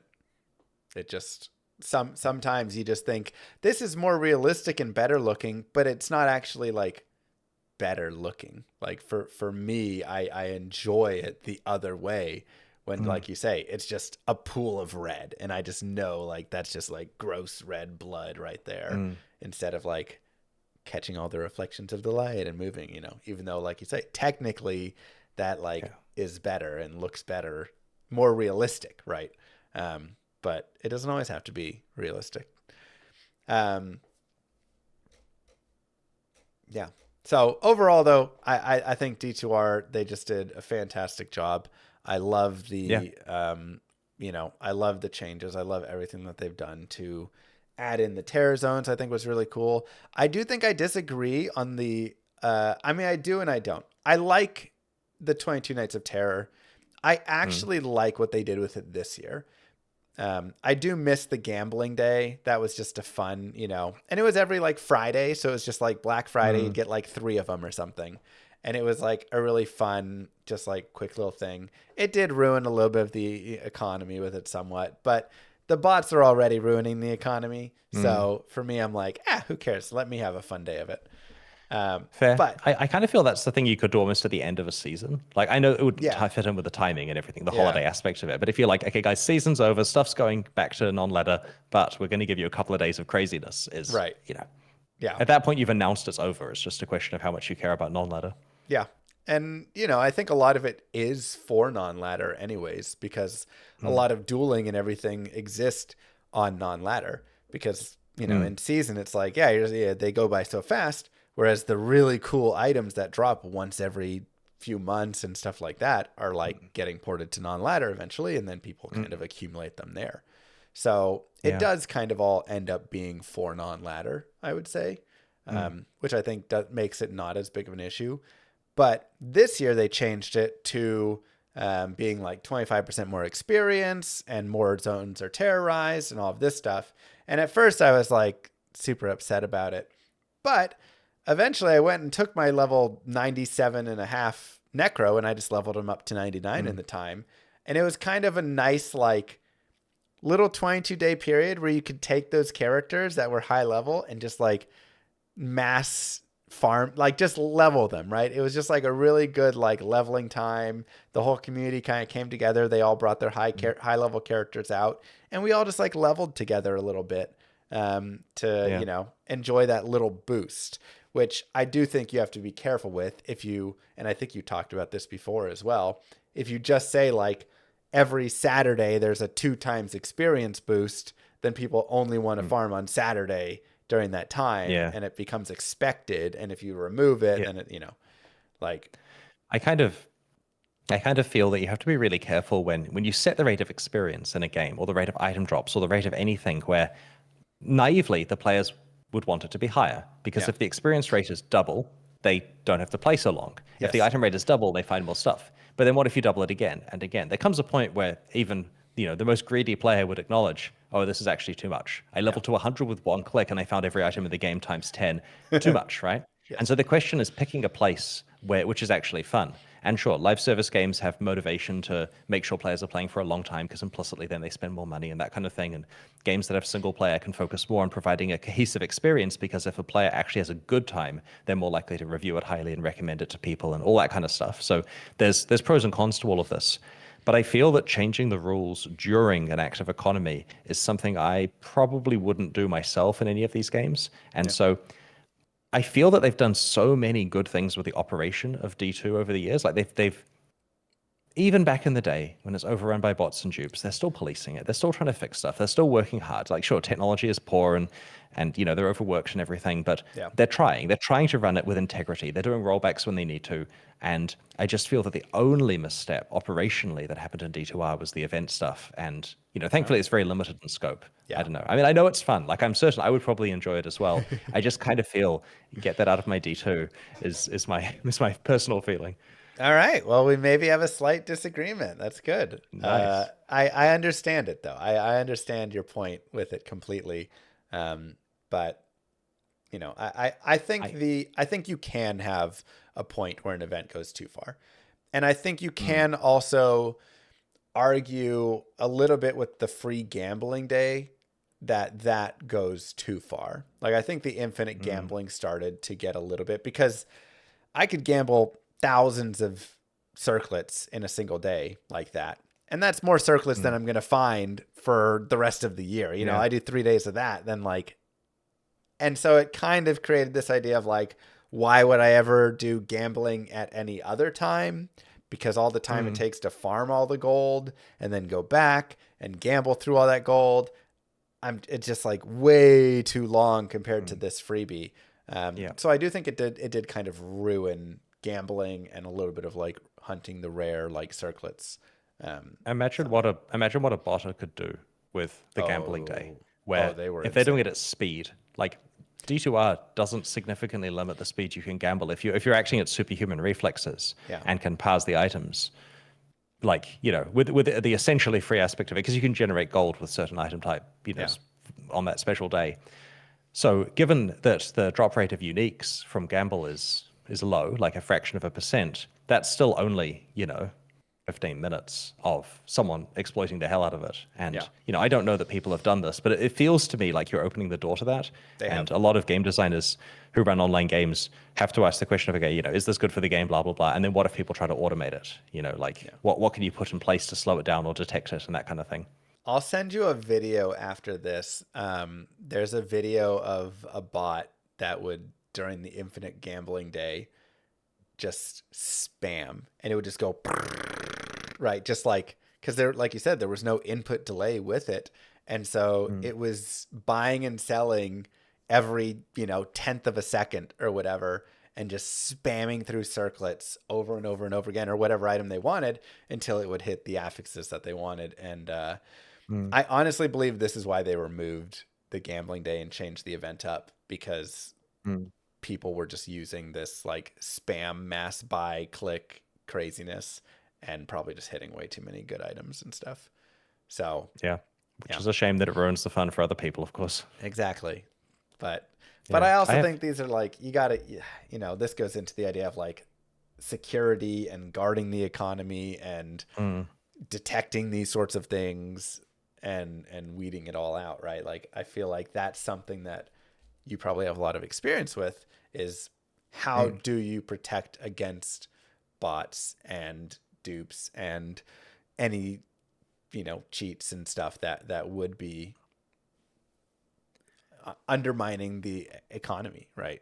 Yeah, this is something I've wanted to do a video on. Like, there's been requests for it. I hinted at it in my last video that it's something I'd like to talk about. It's tricky, of course, because I can only really talk about like the common sense ways of doing this. But obviously, companies are going to do this because I don't want to step too far into what GGG is actively doing that I happen to remember from when I was last there. Right. Because there's some cool stuff, and if I explain all the cool stuff, then the botters are like, oh, okay, keep going. I'm writing this down. Yeah. Yeah. Yeah, but there's also a lot of common sense stuff with this, to do with timing of band waves and bits and pieces, obvious ways you can use to detect bots, more complicated technical stuff that does or doesn't work, things like kernel level anti-cheat, the pros and cons of that. Obviously GGG never used that kind of crap, but there's, there's technical and societal pros and cons of that kind of thing. So it's, yeah, I'll do a video at some stage. Okay. It is a fascinating area. Make you go more on that here. Yeah. I have a question for you. Sure. So imagine you can choose between Classic and LOD, and this is the only version you can play for fun. Like, let's say they just remove the other one. You have to choose, I'm locked into Classic or I'm locked into LOD. And I suspect you're picking LOD here because there's a lot of stuff in LOD, but I'm going to pick Classic. Wow.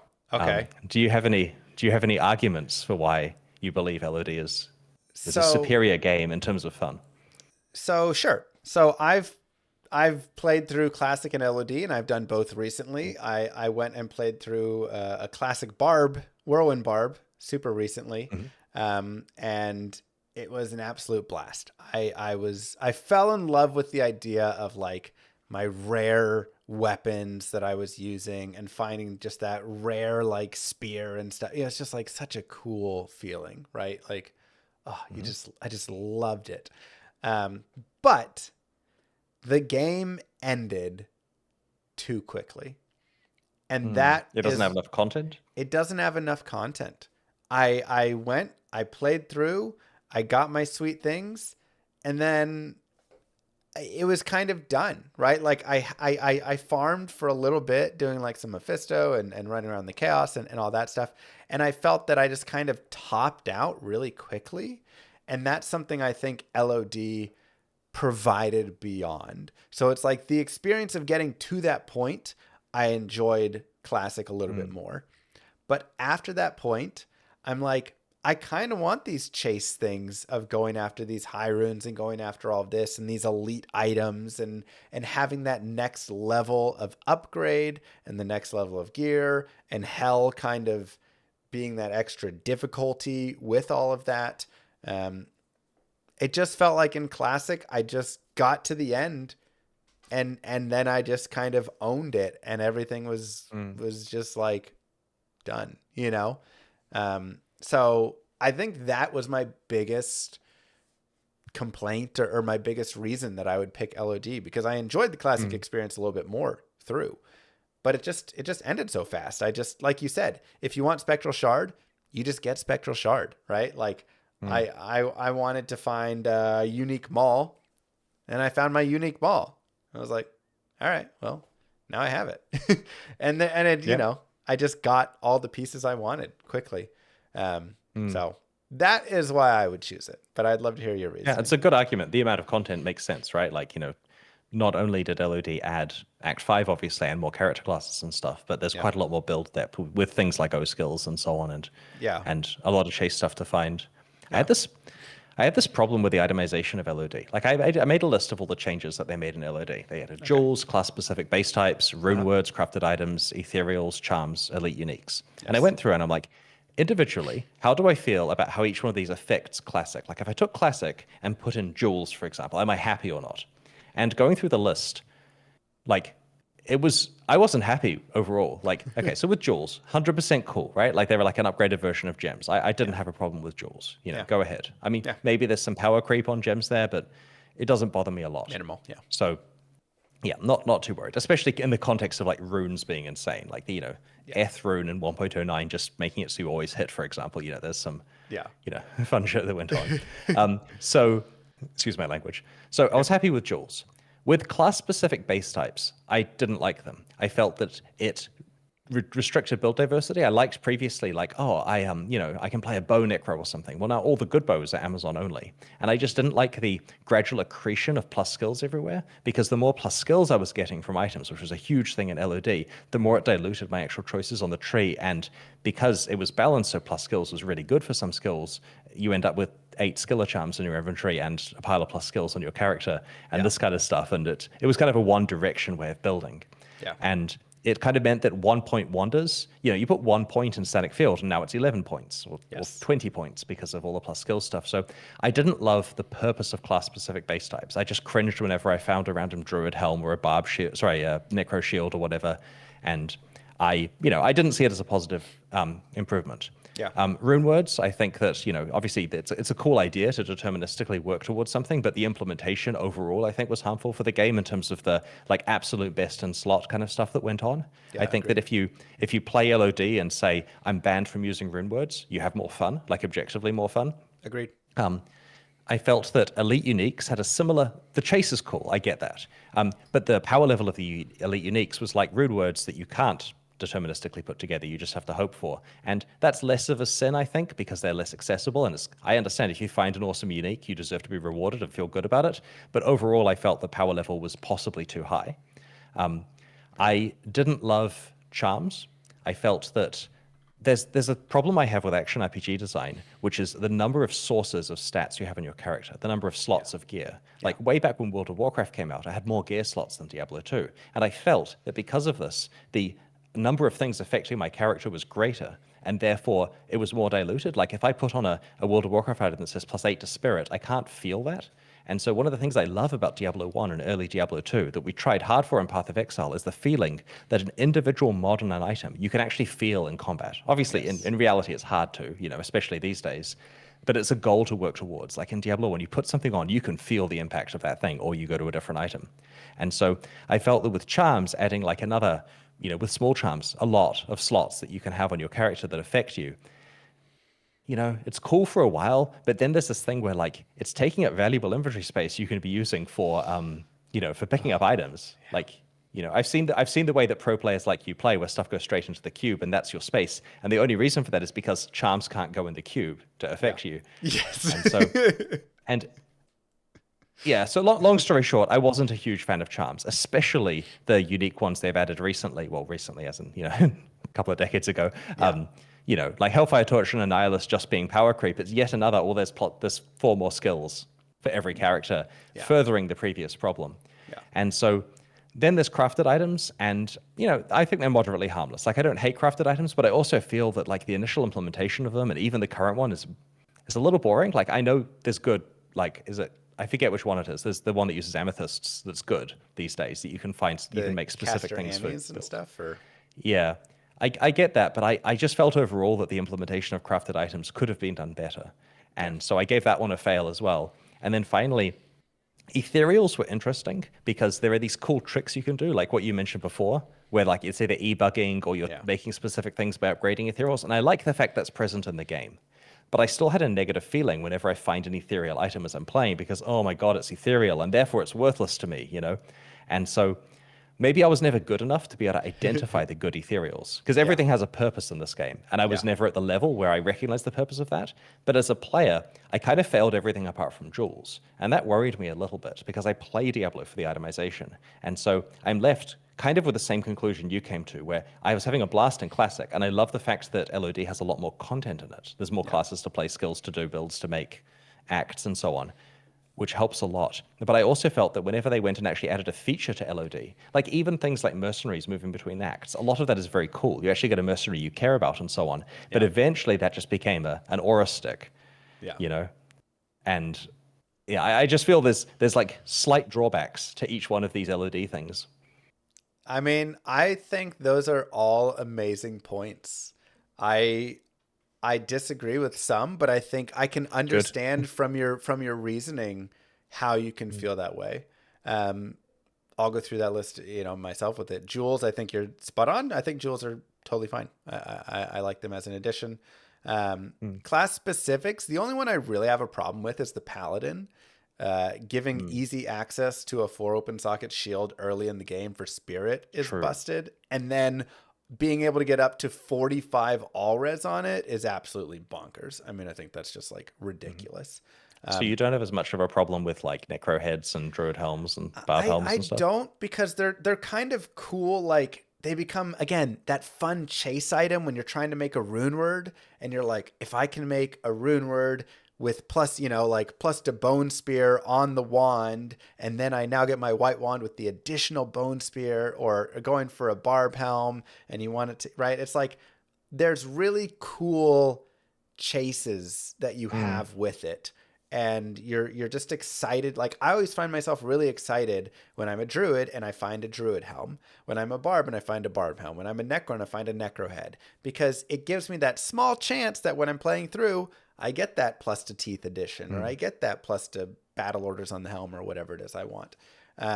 And it's not a big enough creep that I have too much of an issue, and Mm. it's worthwhile in the playthrough. And so Fair for enough. for that, I do enjoy them a lot. Except again, the paladin shields are just too good. That just giving 45 all res on a shield is Mm. insane. That's just way too strong. I think a little issue I had is like as a character, as a player student wanted to make bow characters across a lot of different classes. I had this issue where the bows for the Amazon that were good were different than the bows for the other classes, if you see what I mean. You'd have a Yeah. situation where, like you get a really good Hydra bow that's rare. Obviously you wouldn't care about that because there's better, elite rune words and all that Sure, and sure, sure. uniques. But if you were to find one that was really good as a rare, the Amazons aren't going to be interested because there's matriarchal bows or whatever they're going to be using instead.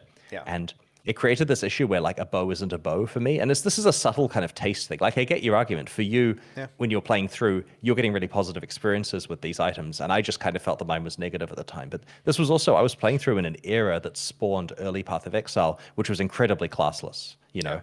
Until Ascendancy classes, Path of Exile was blank slate Magic the Gathering style, put whatever you want in. Right. And that was a cool way of building that game. It made it stand apart from other action RPGs. It had the whole you could do everything thing. And that was very much my mindset back then, which I think is one of the reasons why I was so sour on class specific bases. But hearing your argument, I agree. It's pretty harmless. Yeah. And I can understand with bows. I'd say bows are probably the second offender, because something like helms, it's like a barb helm that has a chance to have some plus skills of the barb on it. No other class is like jealous of that, or in a way, right? You don't find something you're like, oh, the barb will never, right? But when you have like the bows with the +3 to bow and crossbow skills on it, like, okay, now that is feeling a little like extra powerful maybe. So I can understand how that can ruin some other bows a little too much. But less of an issue still for me. The pally shields are still the big one. The elite uniques, I don't think went too far. The rune words of the top end go too far, but the elite uniques I feel like really don't, and add some great chase. And even when you get to some of the top ones, like a Griffin's or a Death Fathom, they're like pretty dang rare. They have rolls on them that are pretty substantial, where like if it's a bad roll, it's still not always going to be the best. And you know, I do wish there was still some stuff beyond those of like rares and blues, but I like the chase of the elite uniques. I think it extends the game a lot for me. On a sorceress, do Yeah. people use anything other than Shaco or potentially Tarash's Mask these days? I don't know Yeah. my Sorks well enough. So The- 220s are going to be generally like your best in slot will be that. You could also use Nightwings if you're you know, a cold source. You could use Flickering Flame if you're a fire source. That's a new rune word they added with some, you know, minus fire enemy fire res and stuff, and plus fire skills, and I think maybe. And so you could use like, there's a few options, but like generally you're like really good, like PvP helms are going to be your 220 sources, because they're going to get you the FCR frames and the plus skills. And if you're not a light source, then, you know, you don't care about the Griffins, right? Pieces. So I see what you mean. I kind of feel that I was approaching my dislike for elite uniques from, you know, rare items are sitting dead in the corner of the room, and elite uniques and rune words are both holding baseball bats. Yes. And I'm like, okay, you guys don't like you anymore. You killed my friend, you know? yeah. love. But it's the point you made earlier where if elite uniques right now are right at the top of the power level, and if they were slightly lower compared to where rares could be, Yes. then you still get, you know, the best in slot item is a theoretical rare, and you get it infrequently. It's a good place for it to be then. Yeah. I think it needs to be enough where the elite uniques and rune words fit in that middle to high gap. They're enough to clear that content, but then there's always a good chase beyond, and you get them often enough, but not too often. Yeah. Right. Yeah. But it's something that you can go achieve. It's that age-old determinism versus RNG thing in action RPGs, where if you go purely RNG, some players have a bad time, right? Yes. And players can't rely on stuff. And if you go too determinism, then it's just a treadmill where you get your best in slot and tick it off and you're done with that season. And so, you know, a hybrid is useful. Yeah, exactly.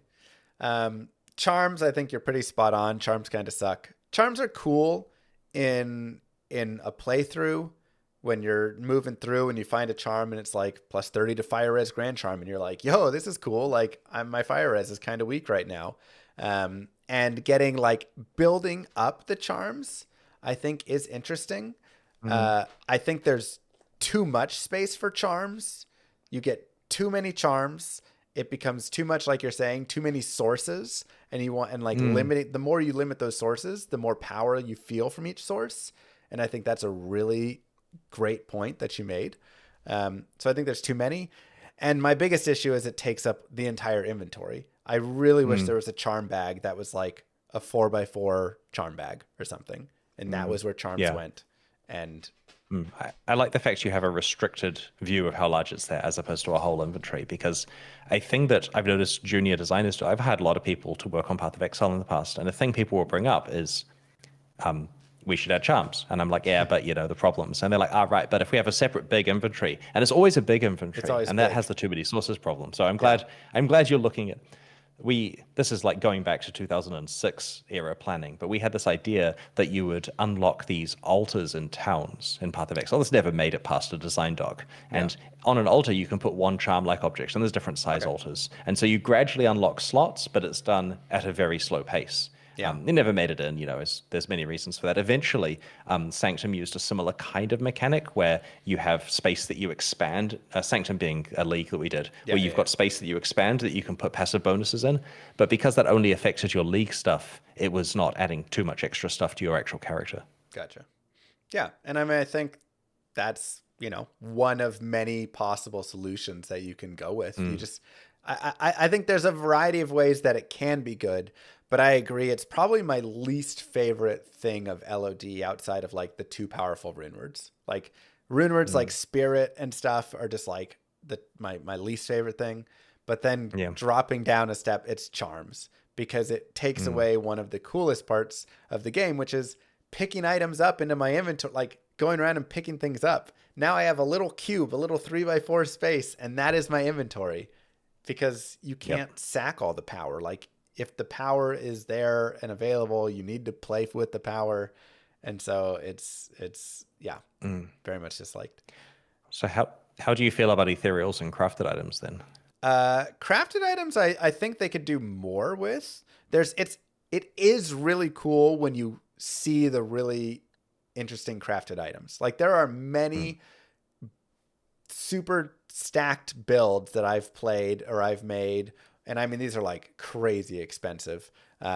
Where I have these crafted rings, crafted belts, crafted boots that are so specifically built just for this ES source or just for whatever, and it is fantastic. But it's so hard to craft something in Diablo 2. Like it's so just random and you're just, you just like buy a bunch of perfect amethysts. You get 40 perfect amethysts, 40 Rao runes, 40 jewels, and 40 amulets, and you just roll through it. And it's fun rolling through it, but man, you don't hit anything a majority of the time. Yeah. And a little bit of this is also because the strength of something like Mara's and the strength of, like some of these items that exist, like you have to beat that, and it's so hard to beat that. Yeah. So I think the crafting is a very simple system. I think PoE has a much more intricate and like cooler crafting system, and I think a lot of other games do as well. Last Epoch as well has a much better craft. Like Diablo 2 has a very basic crafting system in it, and I'm not sure it's great, but I, I I enjoy it see there and the there. I see But the crafting system in D2 to be mostly gambling, if you know what I mean. Like yeah, it's just a it's kind of like gamble. oh, by that I meant the way of getting items without killing monsters in D2 is the gamble screen. Yeah, In a lot of versions it was quite punchy. yeah, yeah. So Yeah. So, it's an okay system. Now, ethereals I think are actually amazing, and I love that they brought Eth into the game. One, it gives you a fun chase. It's like sometimes you want to chase down certain uniques to be ethereal, right? Like Death Cleaver is a really good item. Ethereal Death Cleaver is a really cool item. And now it's only a 5% chance on this already really rare item. But if you hit it and you zod it, it's like a really just like cool feeling. Yeah. So it kind of has style points to it, but then there are plenty of use cases where it's good. And then additionally, with the mercenaries being able to use ethereal items and them not break, now that also gives you that chase for the ethereal armors and helms and weapons that you can bring over to the mercenary for an additional boost. So Yeah. I think there's a I lot of think you're cases. right. Yeah, I think this conversation has changed my mind about ethereals. I'm actually a bit more excited now. Perfect. So that's good. There we go. I Yes. got you to change on one of them. I just had playing when LOD came out and being at face value annoyed at ethereal items. What are Yeah. these? More damage. Oh, wait, it's temporary, and Yeah. players hate temporary, right? They love the idea of permanent progress, even though in leagues or seasons it's all temporary anyway. Yeah. But, they want their build to stick around. There's And so definitely it's cool. Yeah. the small hate when you like find your first Shaco and it's ethereal and you're like, that's like the Yeah. only like come on. That is solvable with this doesn't exist, of course, but if there was a cube recipe that de-etherealed something, that would kind of solve that problem. But in a way, I kind of don't like providing the band-aids for that. Like, No.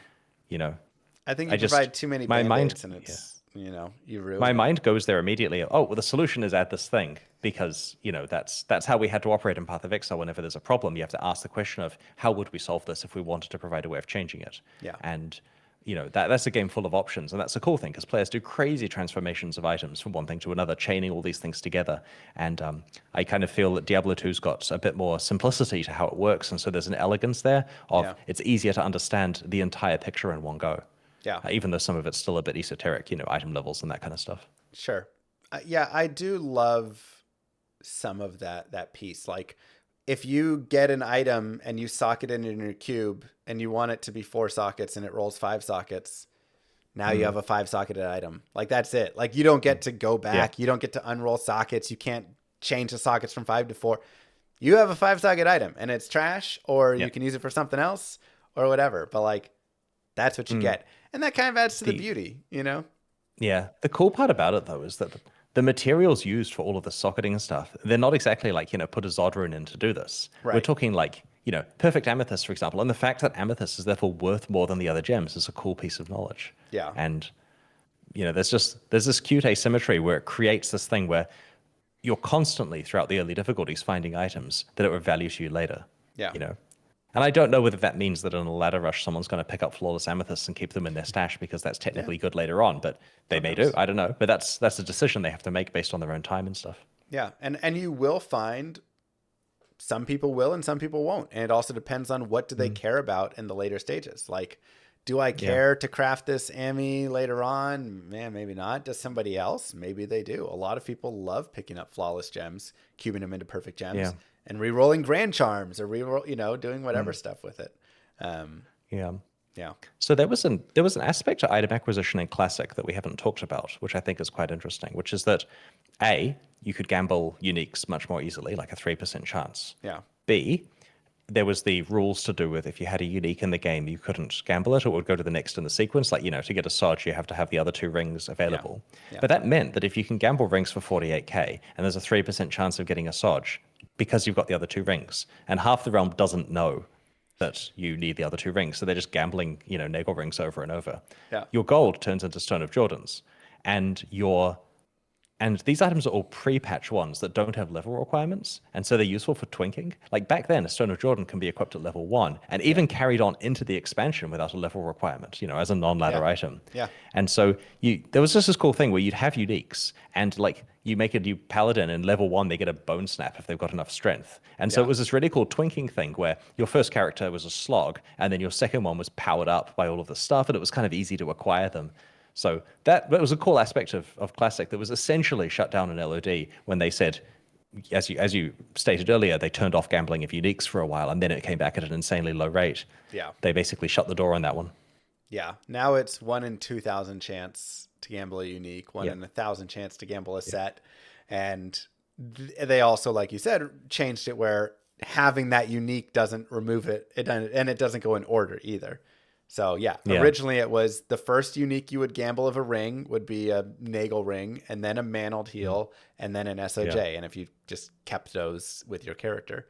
But that also, I feel like it, Diablo II, it was for the better to change that in the way of Diablo II is more like a gamble, right? Like everything is like a gamble in all the different places. And so when you start adding in all these like deterministic pieces as you're like going through. I agree that 1 in 33 gambles being a SOJ at that stage is crazy high, right? Like, this could be 1 in many hundreds, or even the 1 in 1,000 kind of odds. Yeah. It was just interesting. There are cool quirks about how you get certain things that, which then got lost when they're like, nope, it's just randomized. And yeah. Yeah. I mean, I do think that's true with like a lot of games, and especially a lot of the older games. It's really fun to have that knowledge and have all the fun ways of knowing the quirks and knowing ways that you can twink your low-level characters and do all these things. And I don't know if you played the demo that came in Diablo 2, but there was like a little really early on. Really early on, you could just go out and get the little demo CD, and it would just play through to Blood Raven. That was as far as you could go, and you were a barbarian.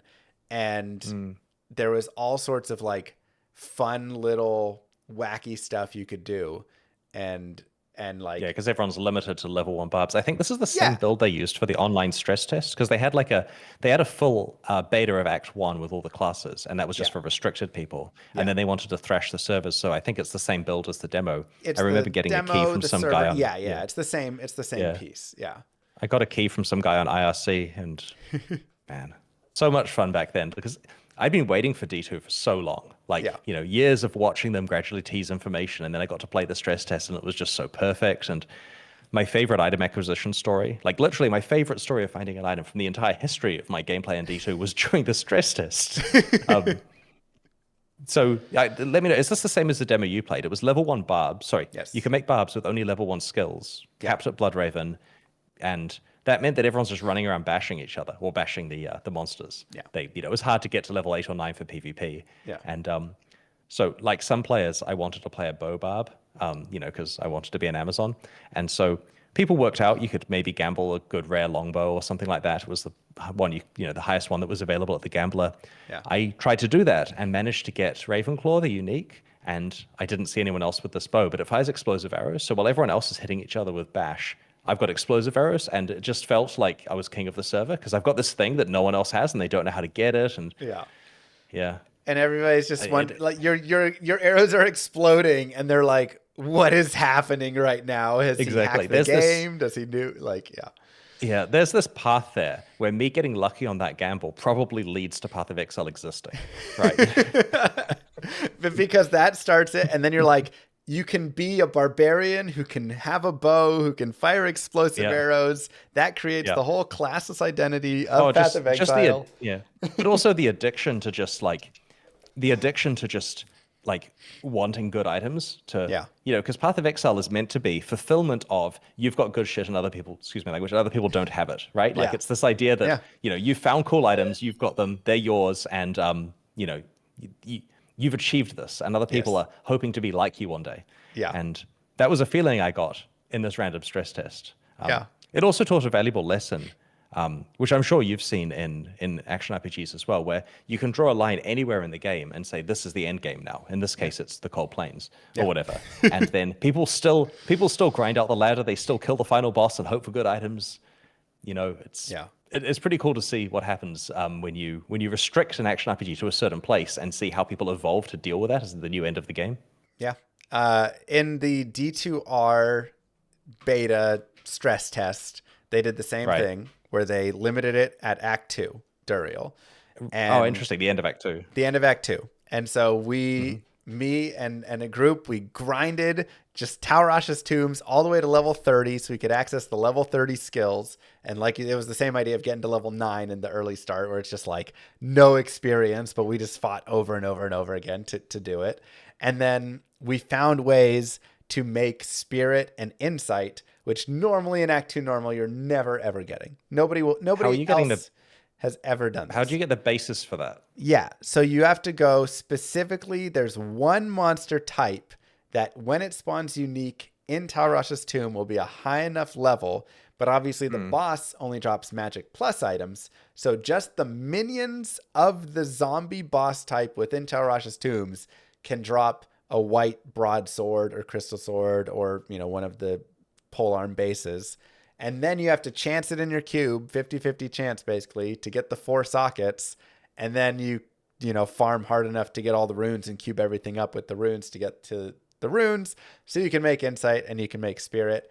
And in the same way, they set an end game of the end of Act 2 here, and we pushed it to its maximum and had an absolute blast just doing this insane stuff that, and I think I got the same lesson from it, which is like, you don't have to, like, endgame can be anywhere. If you set it at the Cold Plains, like the end of the Cold Plains, people will still get to that point and grind and hit really cool items. And I think it also goes to show just how cool the itemization is in Diablo 2, where you're like excited to try and grind these items up that are just these basic little items, and then maybe you go gamble a Ravenclaw and just have a blast. It's a little like low-level dueling in a way, right? Like LLD's got some level number that it's locked at, and so there's a whole economy of making perfect items among there.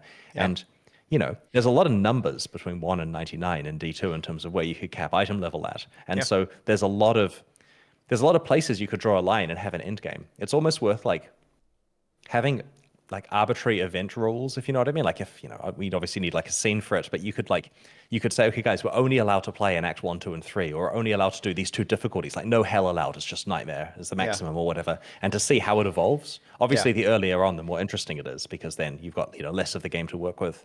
Yeah. I've always liked the idea of having within a game, just like that exact idea, and it be balanced with like gear and things like that. So it's like you can only be level X, you can only wear normal items or exceptional items, and then you're doing this whole chase of trying to find these awesome normal items and what's the best you can get on a normal item, you know, and like just all sorts of, again, adding value in these weird, strange ways that enhance it beyond just whatever the top end piece is. And I think this is also a way to combat things like Enigma, or combat things like, you know, any of the high end rune where Fortitude and Spirit. Well, Spirit's low level, but you know, you can just cap these and you can say these don't exist. And when the game itself has a feature like that, I think it's almost even cooler, because the community obviously can create, you know, they do create rules where they're like, grief is banned in duels.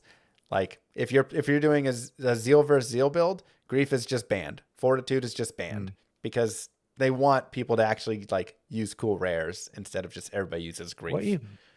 What you almost want is like a kind of like a modding framework for simple rules, like not crazy mods, but like you may only equip magic items. The only weapon you may use is throwing items or whatever, right? Or, you know, you can only deal poison damage. All of these kind of things where, because it's simple, it could be easily implemented, and it's a specifiable thing where people come up with a set of rules, and if people like it, they kind of, it's got like a separate ladder for that mode, if you know what I mean. Yeah, and like then they can just choose to join it, and the system enforces it.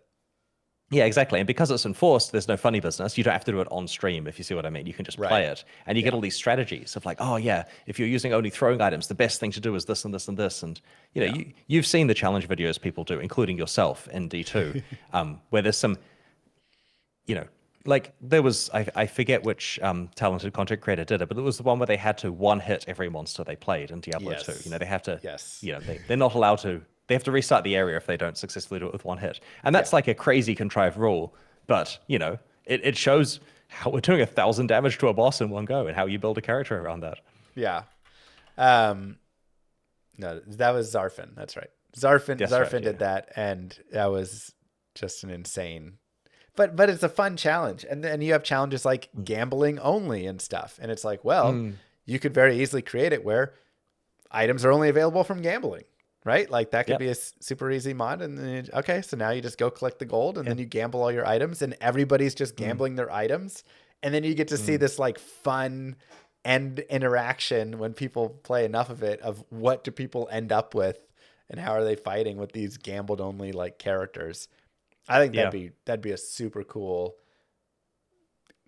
modded build, like something somebody could build into a game where they have that, you know, available. I think it would be moderately low effort. And I mean, it's one of those things that helps the most in Diablo 2's current position, where people are doing challenge runs to make it interesting and so on. It helps because they're not dumping massive amounts of live service content. Obviously, in a game like, say, Path of Exile, where there's a new expansion coming out at whatever time, there's your content. There's no need to create as many arbitrary challenge modes. Right. But, you know, there's systems like private leagues in that game that people play in this kind of way, where they chuck a bunch of hard modifiers on. And, you know, I know that system well, having set it up. So it would be very easy for them if they chose to. Not that I'm saying they should, but, you know, they could add these kind of restrictions in there. They could they could add 100, you know, in a few days, and then it takes a while to test them all, and then people could compete on those, which is pretty cute. Yeah, I think that's. I mean, I was gonna say private leagues, I know, are pretty popular. People enjoy a lot of the private league stuff that you know you added there. So. Yeah, I doubt this probably shouldn't be viewed as a development priority when they have a lot of other stuff to, you know, quite an insane schedule of releases going on. So yeah, they have a lot. I can sympathize with that one. They got a lot busy times over there. Yeah. All right. Well, we're coming up on like 2 hours, so I wanna talk on one more piece, and then I'll let you go here. So recently you talked about pay to win, in the economic integrity and being in the game, and I would like to argue against you that cosmetics are a form of pay to win. Because I saw your argument on this, so you saw my argument. Please restate it, But I will restate it for the people watching just here. I can also link that video down below. That winning in an ARPG is really just looking cool. Like there is some winning if you're racing for top of the ladder. You know, you want to be first to level 99 or 100 or whatever it is. And there's some winning in some other ways, having the cool item. But the look, I feel, is such an important winning piece of the game. And if someone is able to bring in outside influence and cash into this and now buy their way to looking cooler than me, who's investing my time, it creates the class dynamics that I feel you were arguing is trying to be gotten rid of, where someone can buy an item to then be faster than me or be more powerful than me. And that shows class dynamics. Here, it's the same idea. I can't look as cool as the person that is richer than me in the real world, even if in the game I've invested more time and I'm richer than them and have more items and all of these pieces. And so that is my argument, is that you are not, when you introduce the cosmetics of monetization, you are not allowing for you are allowing for that classism to exist within the game that existed from outside of the game. Yep. So normally here, when people reply with, oh, I think you're 100% right, they are then about to like argue it and not actually take the point. But I legitimately think you're 100% right. When I was doing my video on economic integrity and when creating Path of Exile, the economy was defined as progression and items and stuff that deals damage and affects the actual gameplay aside from the cosmetics. Right. And that was because with the business model of that game, it needed to generate money somehow, and it wanted to be a free game, and it didn't want to sell progression and items and so on. So the only option left is donations or selling cosmetics. And, you know, it's not like, put it this way, selling actual power, of course, is crossing a major line and makes people uninterested in the game, whereas people are still pretty interested in playing a game with cosmetics because they still get the non-cosmetic competitive aspects. But you're completely right that in the competition that involves looking cool, that is a game where a rich person in real life is going to look very cool. And in an ideal world, a game would be really pure and not sell cosmetics and not sell any other form of power and ideally not sell anything. But then how do you get the tens of millions of dollars to make a game like that? And an answer is you put it in a box and sell it, and the people are buying the fact that this is a clean game that doesn't have that kind of stuff in it. And in that kind of business model, it's the kind of game that can have a single player mode. It can have online mode, you know, if it's done in a relatively cost-effective way. And it becomes a very clean kind of thing, which we will note here is exactly what Diablo II is. They sold it to us in a box with free online play, single player, and no cosmetics that are provided, you know, for money. And you just play it and you look cool if you win the game, basically, and you get cool stuff. Or if you put, like, you know, sapphires in your armor and go blue. So that was what I did. Anyway, so I completely agree. It's just that for a thing like Path of Exile, which wants to be free and wants to be the live service kind of thing, you know, cosmetics are the harmless thing to sell. And so that's how it ended up there. I fully think they should keep on selling cosmetics. There's some cool stuff, but people just need to understand with that game, you know, if you want to look really cool, you know, the people are going to look cooler than you if they have spent more money or got more cool cosmetics. I think there's room for games that do acknowledge that cosmetics are one of the things you're working towards from a gameplay point of view, and if they're not in the shop, and then the things you can find in the game world, and that's even more rewarding to actually play the game and get a cool look out of finding a cool item.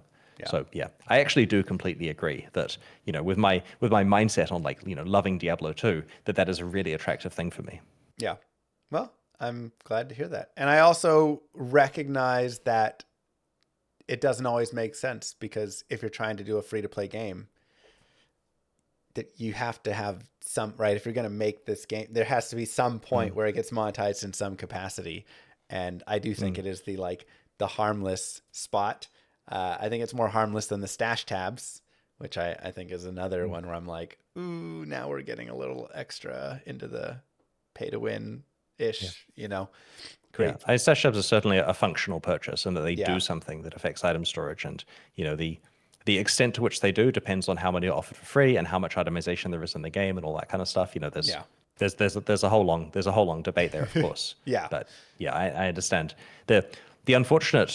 The reality is, like, a lot of people say, well, why didn't you just plan Path of Exile to be a thing that people pay for up front? They clearly want to, considering that the betas that were run for the different Path of Exile major releases, including Path of Exile 2, do require an upfront purchase to get into, you know, limit player numbers or whatever the rationale is. And that's successful.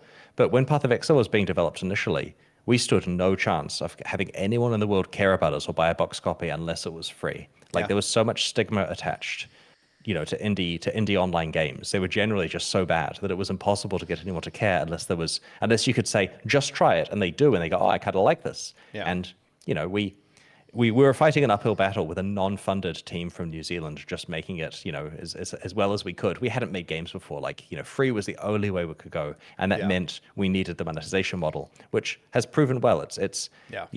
I think overall it worked out really well for the project, and it's still going well, which is really good to see. And I obviously didn't expect it to grow into the size of game that it has done, which is a great thing, but it's good that it did. Yeah. I mean, I think overall it's the best case scenario of how it went. I think that was the way that you could get in and create this game. I know I tried it. I loved the beta, right? And part of why I tried it is because it was free. And I was like, yeah, sure, why not? Like, I'll hop in. And in college, I would run around and I just had a great time. And so like, and it's progressed super well, and everybody defends it. Everybody loves it. Like, it's done extremely well. So regardless of my complaints of it being that, I think it, in the end, it was the best way that you guys could have gone. And so, it worked out really nicely. Have you thought or talked about the monetization for your project that you're working on? So it is going to be no cosmetics sold, probably just like the goal of my game is not to make a lot of money. It is to sustain, hopefully. So it'll be kind of out of the box, just buy it for like $9.99. And then I've thought of the ongoing being just like a little like basic supporter badge, right? Like next to your name. But the main idea is just like kind of donations towards new features. So I'll just put up kind of goals within there, and you can go and like donate essentially towards this goal of, okay, if we hit $10,000 or whatever it is, then I'll work on adding in this next feature to the game, sort of stuff. So kind of just like something to sustain in that way.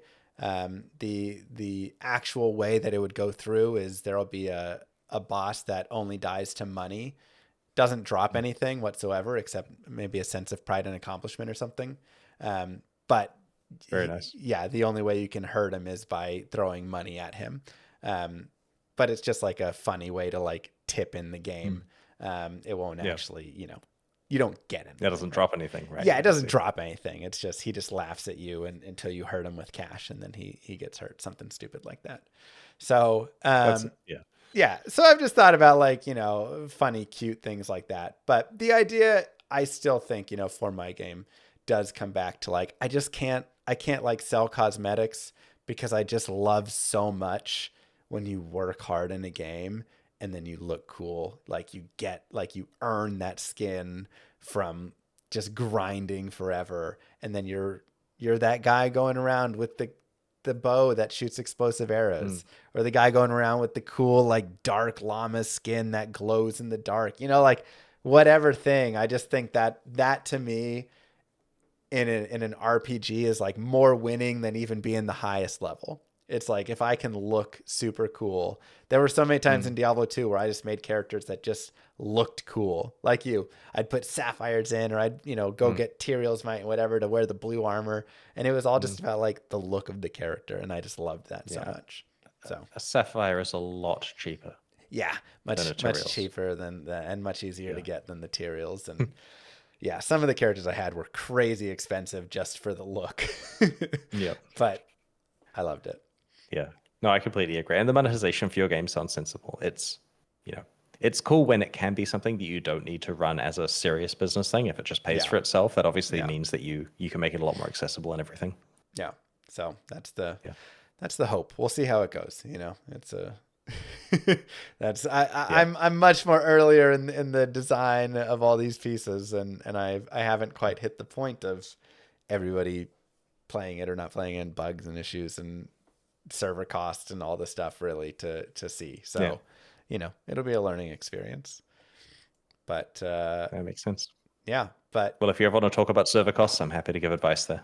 I will love to. I will hit you up about all sorts of stuff with this soon enough.